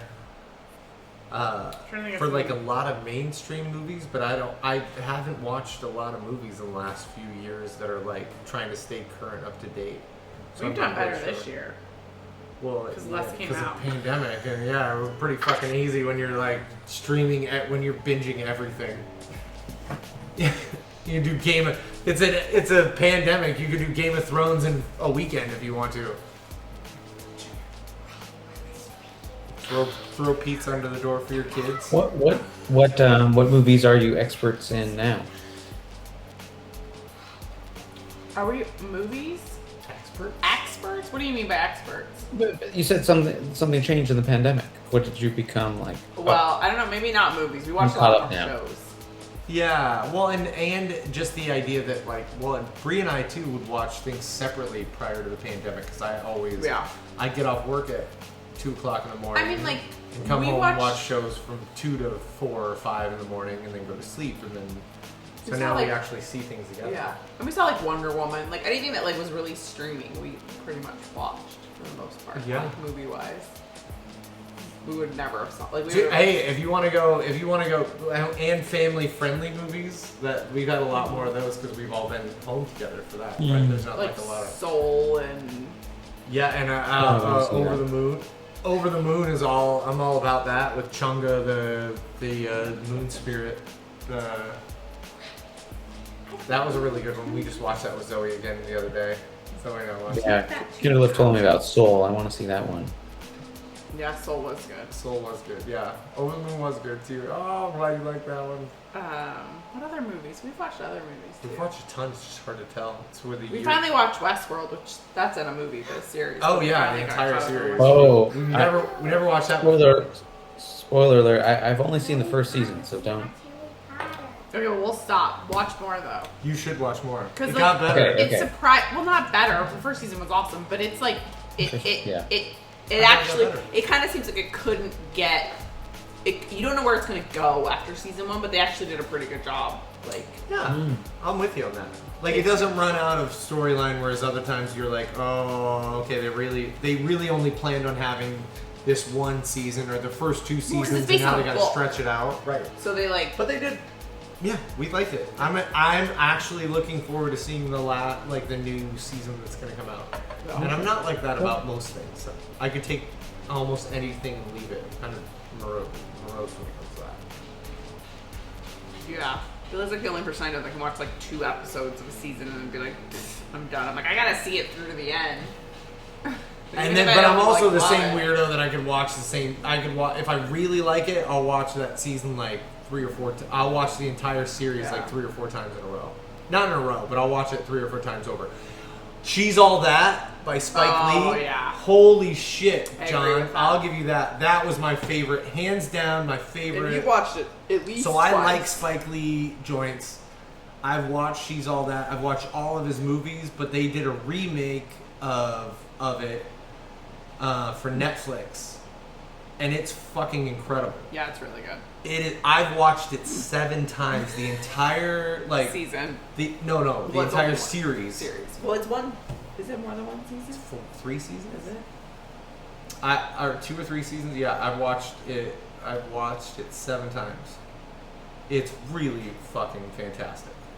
We haven't watched any of the new Star Yeah. Trek. It's just I really like what it says, how it says, like how it talks about people and love and spirituality and like getting through like what is setting some establishing some speech around like how people choose to live their lives in different ways and things like that. Yeah, it's a really cool. It's really well done. I don't want to like give away too much, but I appreciate how they like talk about the openness of like sex and different things about that and how people like deal with their sexuality and their life and moving through finding love in the right place, no matter where it is. I got excited and I typed a message from the wrong account. What's this? You typed a message from the wrong account, is that what you said? Oh, did we see Yeah, Arrival? I got really excited. I wanted to see Arrival, but I didn't see it. Wait, what? Really? All right. Well, I'm excited. I'll check out. Wait, where do we watch this? Hulu? All right. Arrival came out a couple of years ago. I love Yeah, that it did. movie. It came out before the pandemic. Yeah. Okay, we're gonna watch Oh, it. totally. I love It's Amy. it's a I few really years old, like but Amy Adams, so we'll watch it. It combines 2 of my favorite interests, sci-fi and linguistics. Oh. Go get it. Okay. All right. Sweet. We have something to watch. Done. We got something exciting. new. We have been running low, and for some we reason, need some. Anybody else have any other recommendations? for some reason, I'm a shit, and I cannot get into Breaking Bad.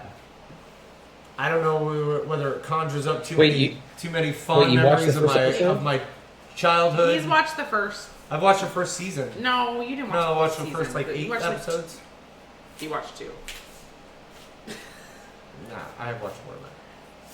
See, I watched 2 with her. I know. I can't do it. I don't know Give why. it a try. I mean, I was hooked from episode 1. Just like this is so presented so differently than any other show that came before it. And the spin-off Better Call Saul does a lot of the same things. Just like, what is going on here? I love that shit. I don't know. Yeah, I've heard everybody enjoying it. I don't know why. Whether it's the desert and living in Winnebagos and trailers in the desert, and maybe that's what gets me back to the uncomfortable zone. I don't know. If you don't get it from the first couple episodes, skip it. Let's talk about Palm Springs. What's the deal with that? Yeah, I'm adding it to the list. Yo, Palm Springs. I don't know. That's a thing? Okay. Oh, Quiet Place. Oh, I don't like scary movies. Hey, wait, I didn't. Depends on the kind of scary movie. Is it like? I just thought. Wait, Palm Springs just invoked a new thought in my head. Did anybody see the new Love, Sex, Robots on Netflix? Because I was a huge fan of the original. You should watch that. And then now it's got a new one, and there's a thing. One of the settings is like a Palm Spring-esque in the future. Okay. It's on. Check out Netflix. Isn't it Love, Sex, Robots? I think it's Love, Sex, Robots. I think that's what it is. Or Love, Death, Robots. Death Robots. Yeah, that's what it is. Yeah, I know the one you're talking about. I haven't seen that. It came out a couple years ago, actually, the first one, and then it's obviously like large animation takes them a long time. Oh my gosh, Kurt! A comedy version of The Edge of Tomorrow. Wow. Yeah. I don't know how I feel about this. Okay, I have to see it then. I have to see Andy Samberg in this. Okay. There's like aliens though. It's worth checking out. All right, we'll What watch is it. Palm Springs. All right, Palm Springs. No. Now we're on the no. Sonic the Hedgehog. It was okay. It was not so good. Yeah, the time loop. Yeah, I don't know. These are all related. Okay. I don't know. I think they are. Yeah, like there's like another dimension. Yeah, I don't know. It was okay. If Sean Zero was here, we'd be talking about the shared Disney MCU Pixar universe, right? Wait, the what? Our mutual friend has a theory that these are all connected, and that every Pixar movie in particular is connected. They've created their own mythology from WALL-E to Brave, thousands of years apart. Yeah. And their mythology is the like this lovish or what's what's the theory? I mean, because like WALL-E's happening, so that's like by and large is Amazon. WALL-E isn't science fiction. WALL-E is science fact. We're living in WALL-E right now, like literally. Like every time I see someone with Amazon, I'm like, by and large, like we're fine. Where's our cupcake in a cup? Because it's coming, people. We're that bad. Everybody drinking a shake instead of a meal. Anytime you skip a meal for a shake instead, you're there. Right. Oh, just start pouring it all in. In fact, didn't Disney make like a joke pop up where they like shoved hot dogs and shit into smoothies? Yeah, they did. It was that like Pixar in real life thing on the Disney show. It's hilarious. I was like, this is totally plausible. We're doomed. Oh, perfect. You're kind of, we're all similar in our light beer, tangy brightness. I'm drinking a lot of beer. You drank 3 beers already? No, 2. Well done. I was gonna have another one, but Simmer down, eh? We had all those cocktails when we made them. I need it. Right. An Australian's calling me at 10:30. Oh, yeah. You better.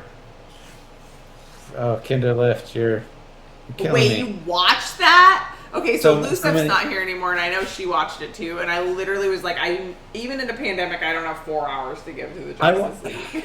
Was it worth it? Wait, just Kinderlift. Hold on.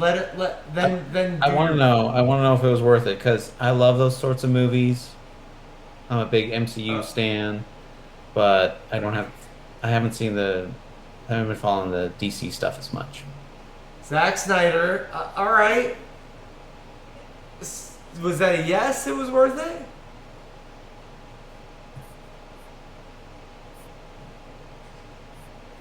Kinderlift, weigh in.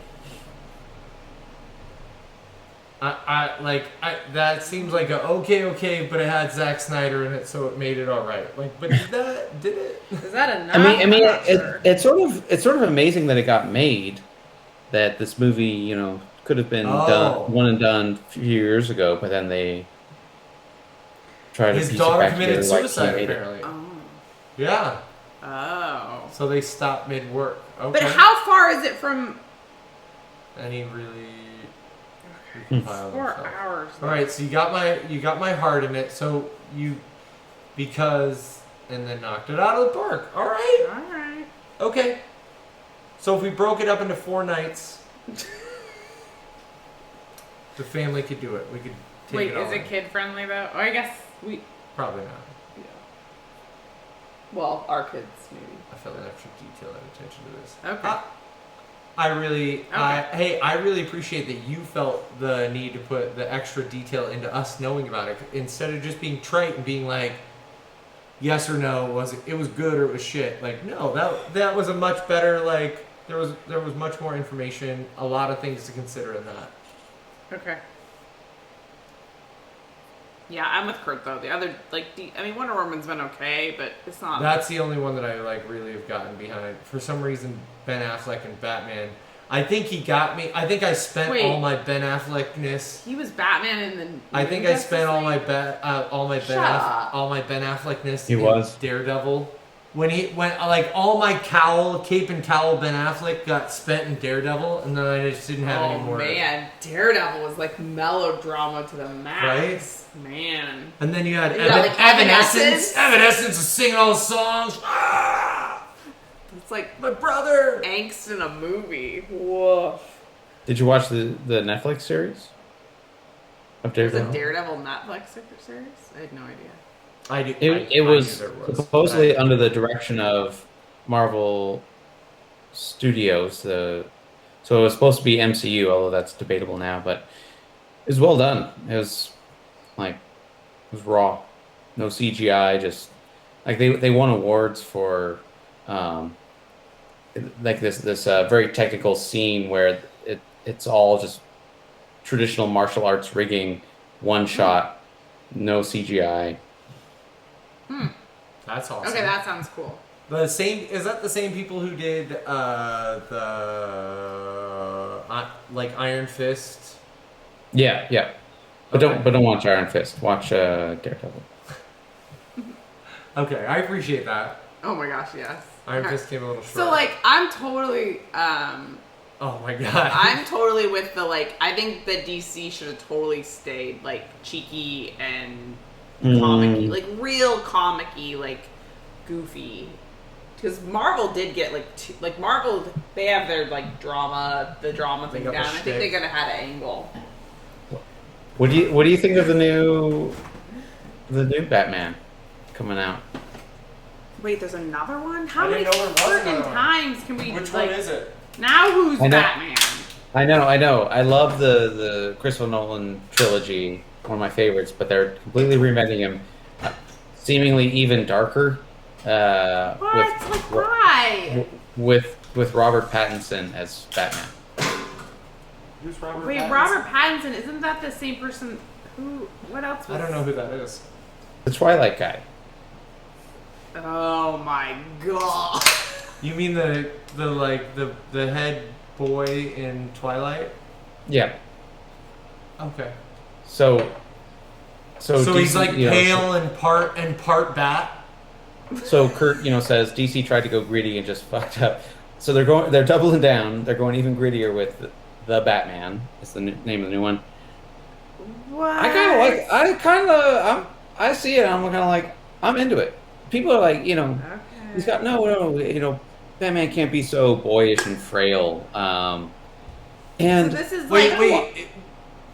Is this the Is this the wolf guy? I got mistaken. I was thinking Pale Boy the no, entire you are. time. You're thinking right. It's that guy. It's the guy that plays Okay, what's I'm Harry sorry. Potter too. Somebody the Teen Wolf guy. I got so distracted by that, John. I'm no.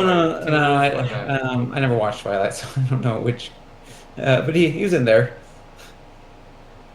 There's another. He's the one he's Cedric Diggory in Harry Potter too. Yeah. Oh yeah. Okay. So, Team Edward. I've seen the Batman trailer, He's a and vampire, though, not a wolf. and again, the previous ones were more, good. The previous Batman actors were more, good-looking playboys, and he's a little more. He's a little more more effete, a little more frail, and Yeah. more and maybe He's more a little- angsty. Yeah, he's like sickly and angsty. That's what I would describe. Yeah, Like he's that's a like. good Well, description. yeah, super I wonder pale. if it's like combative, like Joker. Like if it's supposed to be like from that same. To be honest, I'm looking forward to that. I know I'll people watch say it. like, "Oh, this is not the Batman I grew up with," but I see that and I'm like, you know what? That's a little bit more realistic. Like, you receive a multi-billion-dollar inheritance from your shot to death parents. Yeah, it's true. What's Yeah, the likelihood you that have you're going to be tuberc- so physically perfect and muscular Right. No, I'm and with you. good looking? In fact, you have Well- tuberculosis at this point, and then you just Right. recovered from TB, and your parents died. Well, and like I feel like too though. He's like. He's it's only uphill from here. Well, and like another thing with it too, though, is like to be Batman, like it requires like innovation, right? So you're like smart and you're being like innovative to like Amend your physical ailments. abilities Oh yeah, your to physical be ability. more, to be like a vigilante or whatever the hell you describe yourself as. So like I see it, I feel it. Hey, Alfred, give my suit. Oh, fix. Edward. Tuberculosis. My test came back. It's itchy, Alfred. What do I do? Okay. I'm like, all right.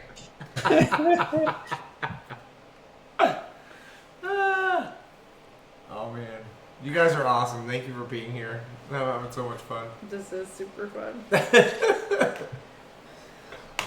John, did you get enough food? Oh my gosh, I tapped out a long time ago. I always go back for more, and then I regret it. Food for days. I mean, no regrets. Oh, good. I'm glad you like it. I got a This little is bit of fun rice to on the see. plate here. I'll mop this up. Hold on. Now, I know we were talking about our what we were hoping to do expatriate. Which did you already confirm that you can get it delivered to you? I did not. Ooh, confirm. I wanted to go there. Because we definitely That's need. been on my list for a long time. We definitely need to go there. Their shrimp toast. Oh, I'm all about like their burger and their. They have a new fried chicken Really? sandwich too, but their shrimp toast and what was the other thing I else? don't think it's shrimp toast, is it? It is. It's shrimp toast. It's fucking shrimp toast. I'm telling you, it's Brussels shrimp. sprouts. It's fucking shrimp toast. It's like Thai. It reminds me of Thai toast. It was It like does, it was yeah, fucking yeah. Thai. It was basically a Thai toast back in the day. You ever had like an American version of an appetizer called Thai toast, John? No. A couple Thai restaurants we used to go to would do it, but I'm 100% like convinced that it was like the nachos of, you know what I mean? How nachos were like invented for some Americans visiting Mexico. Like I'm 100% convinced that that's what it was, but it's basically like a piece of white bread, and it's toasted ahead of time, and then it has like a chicken. their version Yeah, has it's shrimp, like but a- it's almost like a chicken They like batter it on. Almost. paste. Yeah. Almost in a way, not a paste. Imagine minced chicken, right? So minced chicken goes on top, then the whole thing's dunked in eggs and dropped in a deep fryer. And then you get to eat it with a spicy chili, like sweet and sour fish sauce, kind of like that chili fish sauce that you get with Thai food. So yeah, it's pretty fucking awesome. Oof. But they have their own version called shrimp toast. Sorry. I want it. I hope we can get that another time then. Hell yeah. Or go there and that's when we'll do our like feed in. I don't know how we're gonna share that. YouTube, our dining out with Thirsty Therapy. Yeah. Oh, if it's not live, yeah, probably YouTube. Right. Ooh, dumplings. We'd have, Wow, There'd okay. be so much permission needed for live. So Danway Canting, I always go past that place because it's right by Rum Club, which I spend way too much time at when they're open. Yes. I've never been there. Interesting. I've heard great things about it. Have we eaten there once? Can we? No, it was on our list and we never ended up going. Oh yeah, I ended up taking that Oh, one yeah. night that we wanted. That I feel like there's similar styles of food, but they could be. Totally We are different. big Studio Ghibli fans in this house, Kinderlift. We've seen all the things. Oh yeah. Oh yeah. Oh yeah. Wait, before I forget, I'm going to add Danway Canting to the list. Oh, perfect. Yeah, put it on the list. Let's do it. There's a place here in North Portland called XLB. It's okay. It's good. Oh, then what's the other one? too? Well, I'm Din in the- Tai I'm Fung, in the which is market for also some- in Seattle, I think. Oh, I like Din Tai Fung. I don't know how authentic they are, but there's something Yeah. so Right. consistent and simple and good about that place. And they're like a factory. I love that part. Yeah, they just knock them out. It's They like just- a machine. Yeah. and I'm okay with that sometimes. Oh. Yes, we have had Eam and we love Eam. Yeah, we've had Eam a lot. We love Eam. I think if there's any place that we've eaten at more than, like, yeah, 4 or 5 times in quarantine, it's been Eam. You know, Ian that's is a good theory. Sorry, John. Go ahead. Yeah. Sorry. Oh, I'll just finish on Eam, and then we can get to Nausicaa. Eam, yeah, one of the best to-go meals, best in-person meals. They're really handling the pandemic well, and they got great to-go cocktails too. So we're gonna do that. We've done that as the test here, but we'll do it live sometime, right? We're gonna go back to Yeah, Eam. for sure. Yeah. And they're great people. They're great people doing, like, great things. Yeah. Yeah. And they take care of their people, the people that work for them. which I They're really doing it right. appreciate. I really, Yes. yeah. Eric's great, and yeah, he's hired a lot of fantastic people that I've known in this industry that I've got a chance to work with. So, And yes, and you sweet know and sour someone fried too. chicken is freaking amazing. Yeah, chicken. Everything's fucking nuts. I don't know if I've ever So made it good. home with that chicken. Oh, we it's eat never. it in the Yeah. car. Nice. Ooh, Haley Paley drinks. Yeah, we used to get Ooh, the that's family fun. dinners. I'm all about the cheesy tiki Haley Paley drinks. You know, Haile Pele, I think, reopened this within the last 7 days.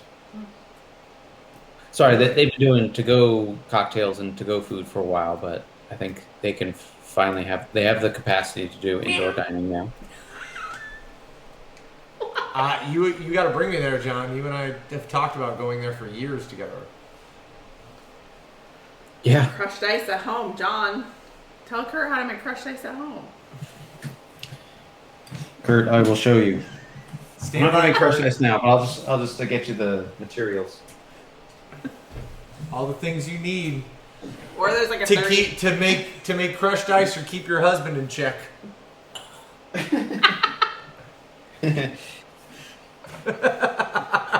Old joke. If anything, it'd be me who's holding the rolling pin at this point. So if you got, keeping me in check. Well, I'm Norman. you can rewind a little bit earlier in the stream, you know, and you can see me doing it. But get a little tea towel, wrap some ice up in it. He even had a tea towel, sexy man. Look at Kurt's already off. You've lost him. He's not buying it. He needs more. He needs How another dare racket. you just smash fucking ice cube? And then a rolling pin. Hey, Kurt, you are worthy of getting that drink into your gullet the best way you can.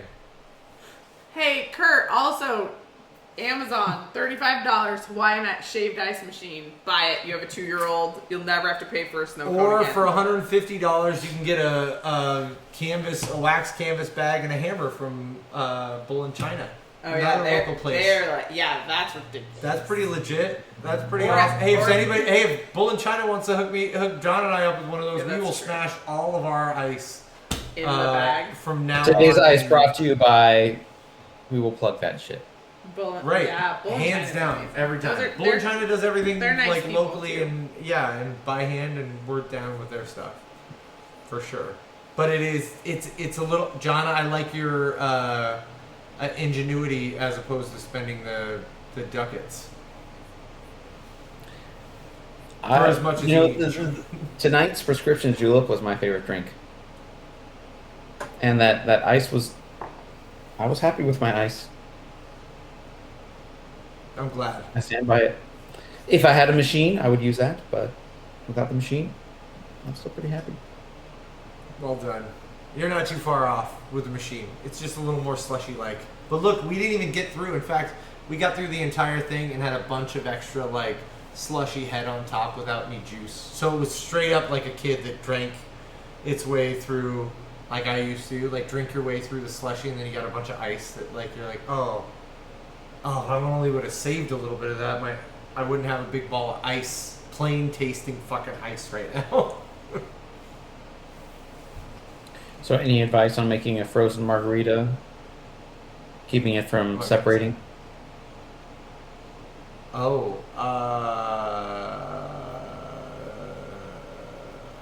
wait, let's see. Can I make a frozen margarita and keep it from separating and just being ice chips sitting on the top of a fully separated margarita? The only problem with that is to get those and to have them blended right, you have to have a larger amount of sugar, Kurt. So you have to be willing to like have over blending and under blending, but like more, it's got to be a higher viscosity. In fact, I'll give you one fun little trick that I have for like frozen drink machines. Oh, is Oh, damn. I have a refractometer Okay. that we use to try and like help us to get the you actually have to like look through the refractometer to see how much sugar water ratio is in the solution to know whether or not it will freeze in certain things. So that has a lot to do with how you're getting things to separate. That's why we use emulsifiers and things like that when we're trying to keep items stagnant. Well, yeah, I buy all the fun things that help me do a better job and that are more like science-like, because anything that makes it like more science-like keeps me doing this longer. It takes like some, like research and excitability here. This fun little refractometer here, John, and you actually take the solution and you suck a little bit out with a tiny syringe and drop it right here on top and smash it down. And then look through this, and there's a on the inside here. I wonder how close we can get this. That'd be the shit if I can get it on there. You can see numbers on the inside.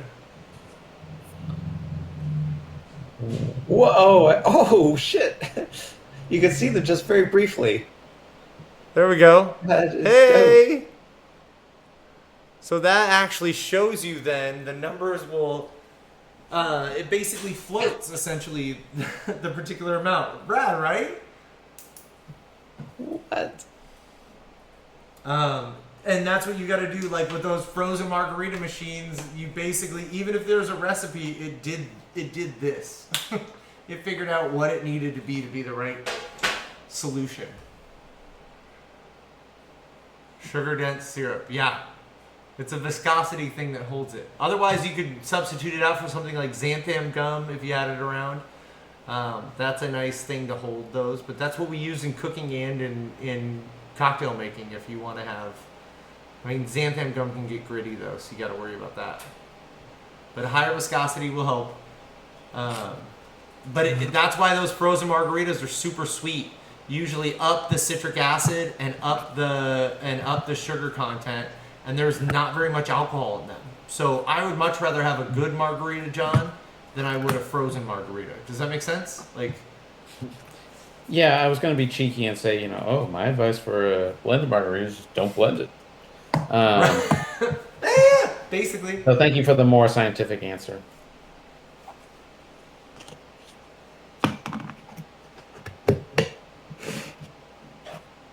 The refractometer scene, that could be rad as shit. We'd have to like have a way more steady hand for me right now, and then we could practice it and then show everybody, John, what the refractometer would see. Yeah, let's get that in on the next stream. Right. We get the frozen margarita machine. What is on tap for the next stream anyway? Gelatin would work. I don't know what is on tap for the next. I thought we were doing. Another book, bar book. Yeah, and Andrew was gonna do the next cocktail from Canon. Alex. Or Alex. Sorry. We could do that. We on the calendar we actually have a different bar book, Savoy cocktail. Oh, that's right. I forgot. Yeah. When were we putting the Canon one off till then? Well, we switched it around. The thing is, we don't have someone. So Alex is, as he said, he is down to choose a cocktail from Canon. But for Savoy, we need someone. Do you have someone in mind for Savoy? I don't off the top of my head. Should we ask Kinderliff or Kurt if they want to help us pick? Either one of them want to help us pick, or do you have somebody else? They don't have. I thought you might have someone. They don't have to be in this room right now. I'll tell anyway, you. Basically, I think we're agreed though that it's another cocktail book will be coming up next. Yeah, I think for the next one. Life necessitates books now. Right. And then slushy night. And then if we run out of ideas, we'll do slushies, and one of them will be a margarita slushie. So. Well, and we still have that wraps this whole episode together. We still have some cocktails on the docket for creative ones, but we'll that takes so much more effort now in our transition. We might be able to get there though by the next couple. No one's going to be mad if you make a margarita slushie or a Negroni slushie or whatever word. Now I want to try this with the Miller High Life thing. I'm kind of intrigued. So. Yeah, we may have to do slushies for the summer. Wait, when was Luce's birthday? July. End of July. End of July, so we might be. She's a Leo like Zoe, so I think it's the end of July. All right, so we got a couple to go to get there. But no one asked for an ingredient challenge tonight, huh? No. Oh yeah, no. Wild crafted category? What? Like wild crafted mushrooms? What does that mean? Tell me more, Kinderliff. What's the word mean? Like not grown in my bathtub mushrooms? Is that Oh my or God. is that wild crafted? Please tell me that's a wild crafted mushroom, because I will definitely drink that. Like organic or organic? Wait, it is? Like I grew it in my bathtub? Or really organic. Bathtub Table. mushrooms. Okay. Oh, okay. Well, yeah, Free range. that is like that's all things Portland. Where did my chicken come from? I know I want to know their name and were they happy and did they have Where did that chicken? what was their name? Classic. How much access to grass did they Oh my have? God, where did I used to do that? I actually had that. Do they have a happy life? Did they have a happy life? I be able worked to at a taste place the that chicken. had that. So tell me. Oh my god, that was. It was bamboo sushi. We used to have it. We used to know the guy who was catching the albacore tuna. Today his name is Fred. Oh my gosh, right? Yeah, that was it. Because everybody would ask. He lives a simple life with his daughter. He was in a big school. He had a lot of friends. I used to say, fucking fish. That was easy. I mean, like there's a lot of mushroom foresting in Oregon, so that could. I mean, that's like wild crafted. I want to see a shitty ingredient shed like help me finish off my apple pie. Yeah, we've talked about that. I'm there. Have you not, Kurt? You're just tuning in. Apparently, you don't know my repertoire. Apparently, you don't know how I started in this career. Yeah, I feel like in fact, every job that I've had, I've been given a milk crate full of shit ingredients and been told by my owners that I have to facilitate into my bar program from their wedding. So don't. I know we talk about this like shitty drinks a lot, on the stream, but the challenge, like, can you make this good? Yeah. That's my favorite. He can. He brought And I Midori believe back. you can. We could do it. It all would be like, would it definitely be apple Peppermint pucker, schnapps, and a signature cocktail? If Billy opened a bar, this would be the gimmick. Like, he's gonna trick you into drinking like all these really cheap things and like love it. Like, this literally could be like, and they want to know the difference. I'll make peppermint schnapps into a signature cocktail, and I'll do you one better, Kurt. I'll put fucking I'll put Jaeger in it. Please don't. Jaeger's the only thing. I put Jaeger in with peppermint schnapps and make that a signature cocktail. Yeah. So like one that we keep calling out in these shitty drink or college drink moments. We frequently talk about Surfer on Acid. Mm-hmm. It's a famous shot. It was my favorite back in the day. Yeah. And I'm looking up the ingredients now. Half ounce coconut rum, 3/4 pineapple juice, 1/4 ounce Jaeger. Well, I've seen this deconstructed or reimagined as essentially a jungle bird. It's a classic tiki drink, but swap the rum or split the rum with Jägermeister. So it's just or shoot, you keep the rum, but then you swap the Campari for Jägermeister. Anyway, basically a jungle bird with Jägermeister, and it's fantastic. Yeah, I can see that. It's not too And far off. they called it a reconstructed Surfer on Acid, and I'm like, well, shoot, the shot's got to be pretty good if this is representative of the shot. The shot isn't bad. It's really not bad. It tastes good. The bitterness adds balance that you don't get. So you have the rum, which has like sweet fake coconut flavor, There's right? a show called Guy's Grocery. And you have your pineapple juice, which has, because you're using Dole pineapple juice specifically, and it has a particular amount of sugar in it. So like your sweetness, and you need a bittering agent. You don't have any lime or anything else, and that gives you all the balance that you need to drink. Grocery. Wait, is that like Guy Fieri or whatever his name is? I can't stand it. I do it. Somebody asked me if I'd be in like a chef's challenge. What was it? What was the fucking? I want to say it's not Top Chef. What was the one that? Oh my god! I used to watch Iron Chef. If I'd be in like an Iron Chef, but for bartenders, and I was like, you would. fuck yeah, I would do that in a You would. heartbeat. That'd be so fun. Yeah, you would crush Yeah. it. I'd have so much fun doing that.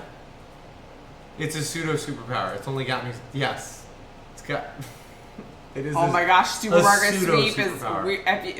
Speaking haven't of watched shows, Leslie we're coming Jones, fully back. yeah. Leslie Jones hosting Supermarket Sweep. That they rebrought that show, and it's like amazing. Like, I can't wait for the next season. Like, literally, she was like made to do that Made it show, fun and she again. like yells at everyone. Oh my gosh, it's amazing. I love it. All the things that we want to yell at everybody in the right way. Yeah, It's the like right thing. they hide her in the back while they're doing the sweep, and I don't remember if they did that's in the original one. For some reason, I don't feel like they did. So like they hide her in the back, so like we can only hear her and the people can't. And then she just like yells at people. She's like, "Why would you do that? Like, what are you thinking? And it's like amazing. I love it. It's so good.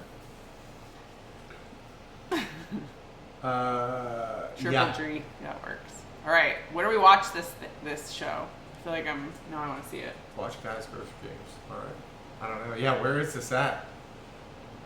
But We don't have TV. But we would do all these things.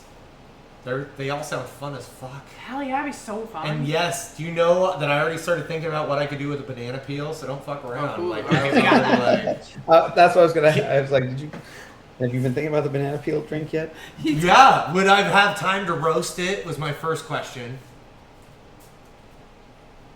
Kinderliff, would I have that time? Would I have that time to roast? Wait, was in Bevmo. What if Triple G was TT in Bevmo?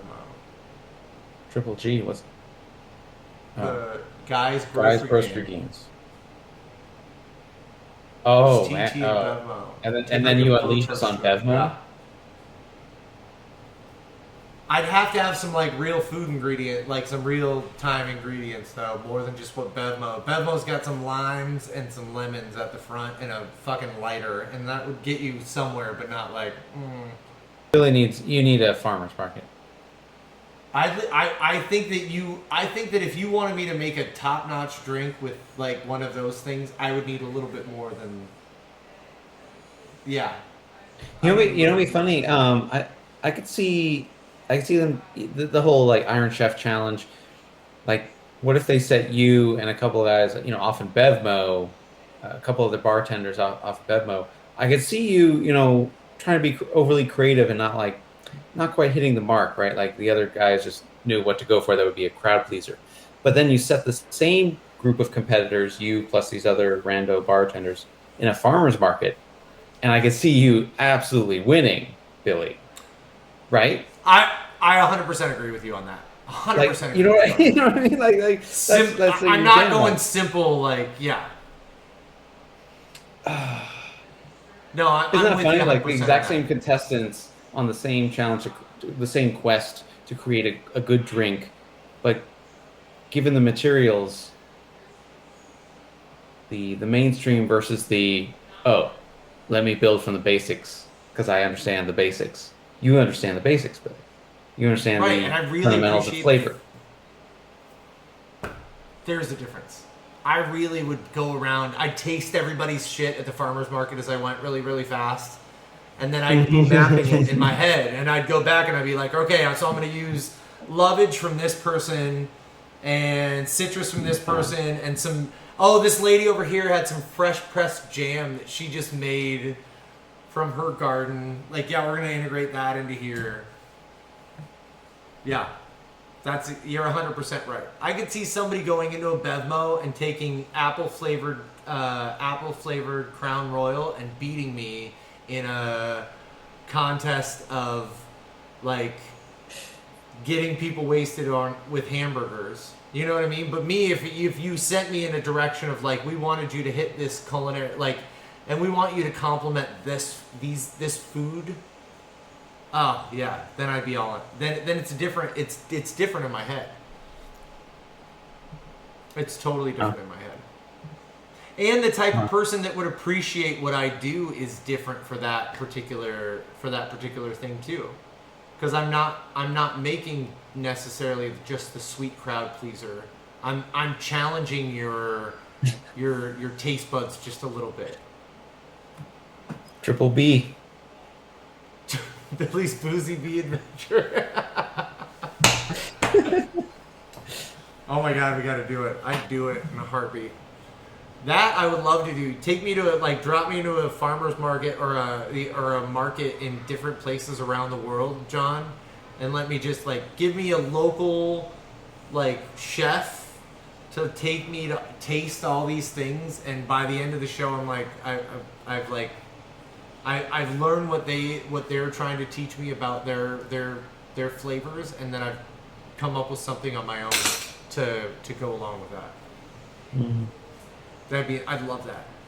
I'm still always trying to get Bree to agree to move to all these different places all around the world, like Mexico City and Patagonia and Australia, Africa. I'd love to be able to start my restart this with new ingredients over and over again. Because it's so ingrained in what I taste and not what I necessarily like learned in a book that like I want to know where my brain would take it from there, you know? What if we were in Malta and I had ingredients from Africa, from North Africa, and ingredients from South Italy, and got to combine that shit together? Holy shit.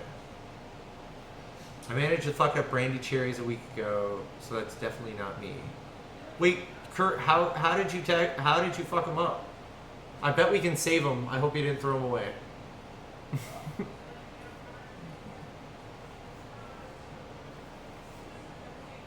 I only had 2 ingredients, brandy and cherries. I don't know. They just fucking sucked. Yeah, I can see that. What kind of cherry? Oh, we tossed them today. Okay. Hey, next time. John, don't we have an email address? thirstytherapy@gmail.com. Kurt, thank you for tuning in. If that ever happens again, I had shitty cherries. They tasted like grapes. Yeah. That kind of sucks. I'm curious about the cherries, where they came from, how you came about them, whether they were fresh or not. Tasted like grapes after being soaked. Well, but remember, brandy is like grape liquor, so it's going to make things taste more like grapes too, without the spices. Any brandy cherries are always going to have like allspice, some cinnamon, or clove, and sugar. You definitely have to have a little bit of sugar in with that. Yeah. John, we could keep that going. That could be a lot of fun. People start coming to us with that. Like, what have you tried to do at home that seems fucked up? How can we help you fix it? Oh, hey, speaking of Kurt, next time put an orange peel or 2 in there too. You'll thank me for it. Star anise is a great way. They were like, I squished it. No, like, squished were great more than the taste. Ugh. Alright. They were like Freddy's cherries.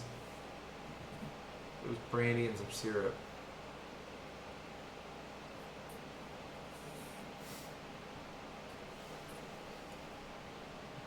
Next time we'll do it. Because I've had some fun whiskey cherries and brandy cherries. You know what though? Don't be afraid to fuck it up, because sometimes I make them too strong. Here's what I appreciate about the fact that if I make them a little too strong, though, John, you've had some whiskey cherries that I made that are pretty intense in flavor.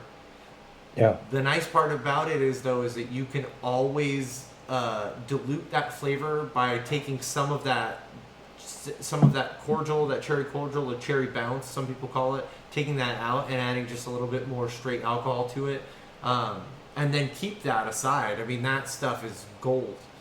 It's got all the flavors that you need to create a great cocktail, and you literally could just add it to a couple dashes of a Manhattan. I think of brandy cherries as being dark and small. These were like a diameter and a quarter, and they swell out. Yeah, I'm with you. For some of them they are. And I've used dark cherries and sour cherries. If you want to do it at home, the best way to do it, and for the most cherry-like flavor, is not to use the dark cherries. You find sour pie cherries, and they're literally called pie cherries or sour cherries. They're bright red. They're the same ones that you would see in a maraschino cherry kind of jar. But those are the ones that you're going to add to whiskey. They come up the best. You don't need to take the pits out. In fact, I'd encourage you not to take the pits out, and just warn your friends and guests that have them. The flavor actually helps, gives you a little bit of almondiness that you get from those pits. If you were to pit your cherries, your fresh cherries, to use them, and always use fresh cherries, make sure that you throw at least like a half a dozen of those pits in to really, you want that flavor, and you won't get it without it. But John, the ones that I made a mixture of those big, huge, dark, jammy cherries and those bitter, bright pie cherries. And I still think it turned out pretty good, right? Yours are fantastic. Thanks, man. Very strong. Not too strong. Good strength. Ooh, Oh, I those mean, the ones flavor might- was wonderful. The spices. Oh. Our local cherry is good for brandying. Yes, we have great cherries here. Kurt, grab the ones. You can get them from the farmer's market. They should be coming out really, really soon. Just before and just about when Rainier cherries start coming out, the sour pie cherries start doing it. And yeah, they're great from around here. Grab as many as you can. I was lucky enough to work for Raven and Rose, and Dave, their owner. He every year bought a grip of local sour cherries and would can them and put them in a jar, brandy, whiskey. They were whiskey cherries, not brandy cherries. But whiskey them with all the spices, similar to what we were already talking about. And he would put them in the basement of Raven and Rose for at least a year before they'd pull them out and start using them. Mm-hmm. And they were, John, they were so good. And we always made sure to utilize all that leftover whiskey because, again, there were several drinks that we used where that was a main component. I had one called the cashmere sweater that we used cherry bounce in, and they had another one called the bounce forward that they used the cherry bounce for. Cool. So it's Wait. The cashmere sweater, is that a reference to getting a dot on your cashmere sweater that maybe your head was too big and would have stretched the neck out? no, no. It was something we were trying to come up with because of Right, the that was a flavors deep that I cut. used. Yeah, I'm like, wow, tell me more. Did you have a lot of Yes, cashmere it's- sweaters that your head wouldn't go through? I don't know, it's a Seinfeld reference. Oh. Someone wouldn't lend George their sweater because his head was too big and would have stretched the neck out. Stretch it out. It's cashmere. That was the reason that they wouldn't lend it to him. And then I think there ends up being like a small dot of a stain on the sweater. Could have been cherry bounce. Could have been cherry bounce. Love it. No, this one we came up. You know me. I love sourcing the names for my drinks because I don't know. I'm never like really like staunch with most drinks that I make where I'm like the name has to be this or I love this album so I want the name to be like one of the songs on this album. It's always based off of what my guests and we all taste and like where everybody feels, and this was a really smooth, had a really cool viscosity to it. This particular cocktail, really smooth and really spicy with a lot of different. Just felt like a cashmere sweater. Okay.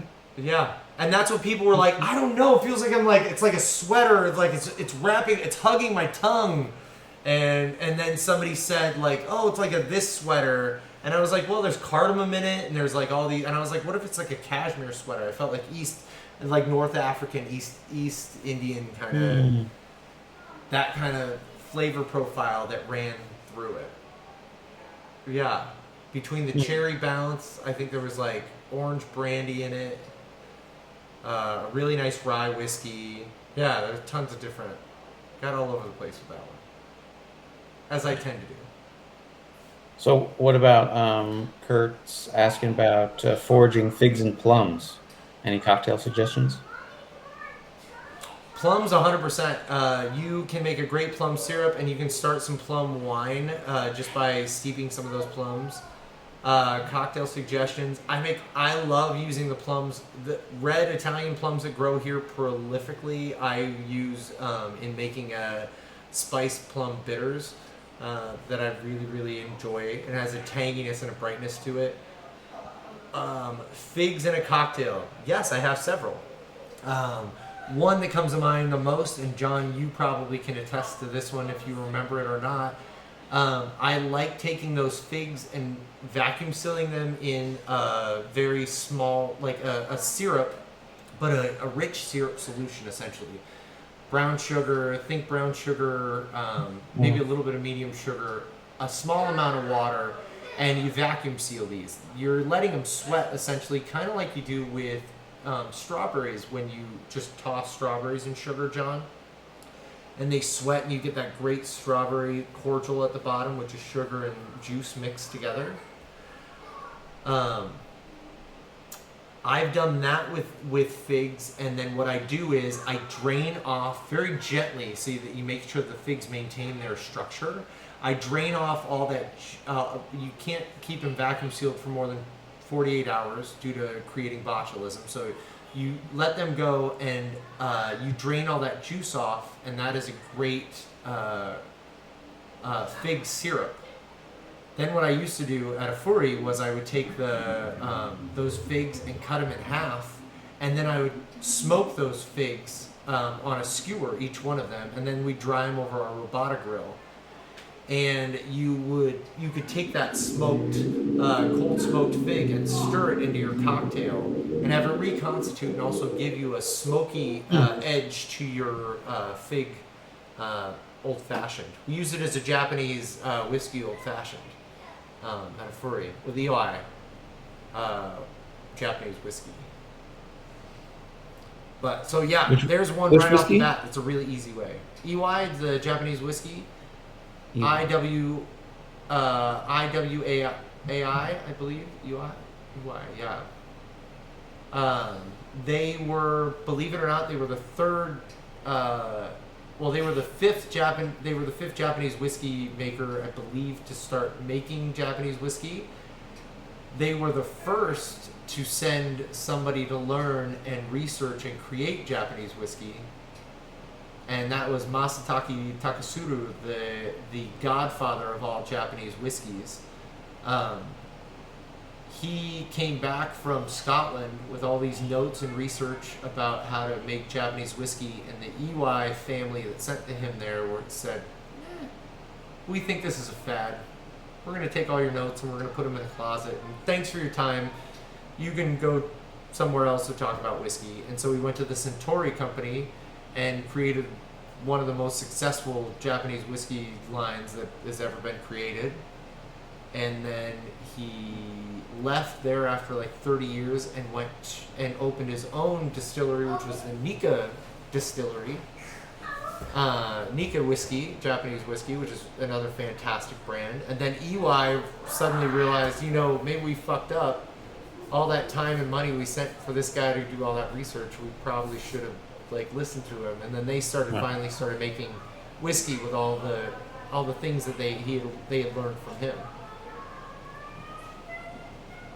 But they have the most bourbon-like and the least Scotch-like whiskey out on the market. So that was why.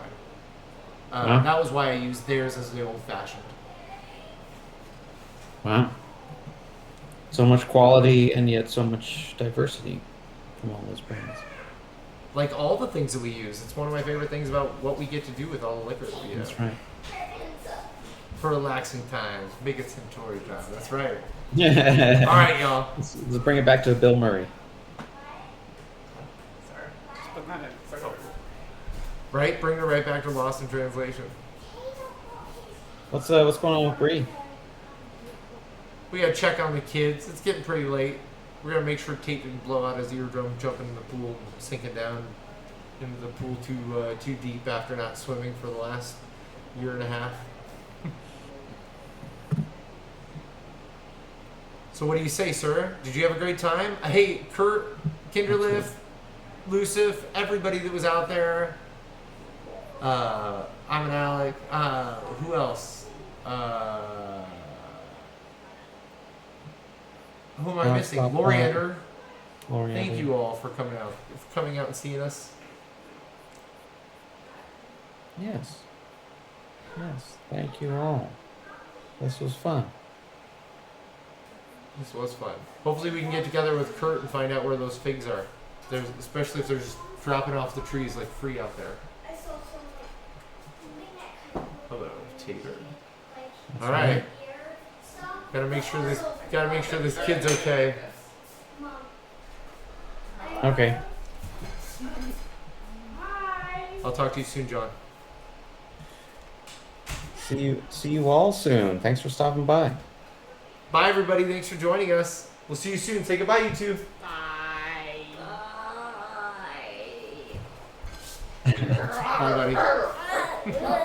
Bye, everybody. We'll see you soon. Bye. Transition out. You want me to help? Yeah, you might need to do it. Here. Okay, I got it. Wait. Wait, are you doing it, John, or am I? Try to catch me before I get on the thing back to the go. Oh wait, if it's on this screen, we go so long. Heyo. I know, right? I just did like a hiccup and it just hurt my ears so bad. Okay, you got it?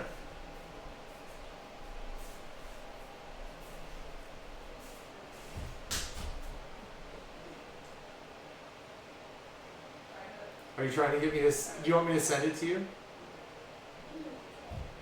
I can drag it over that screen.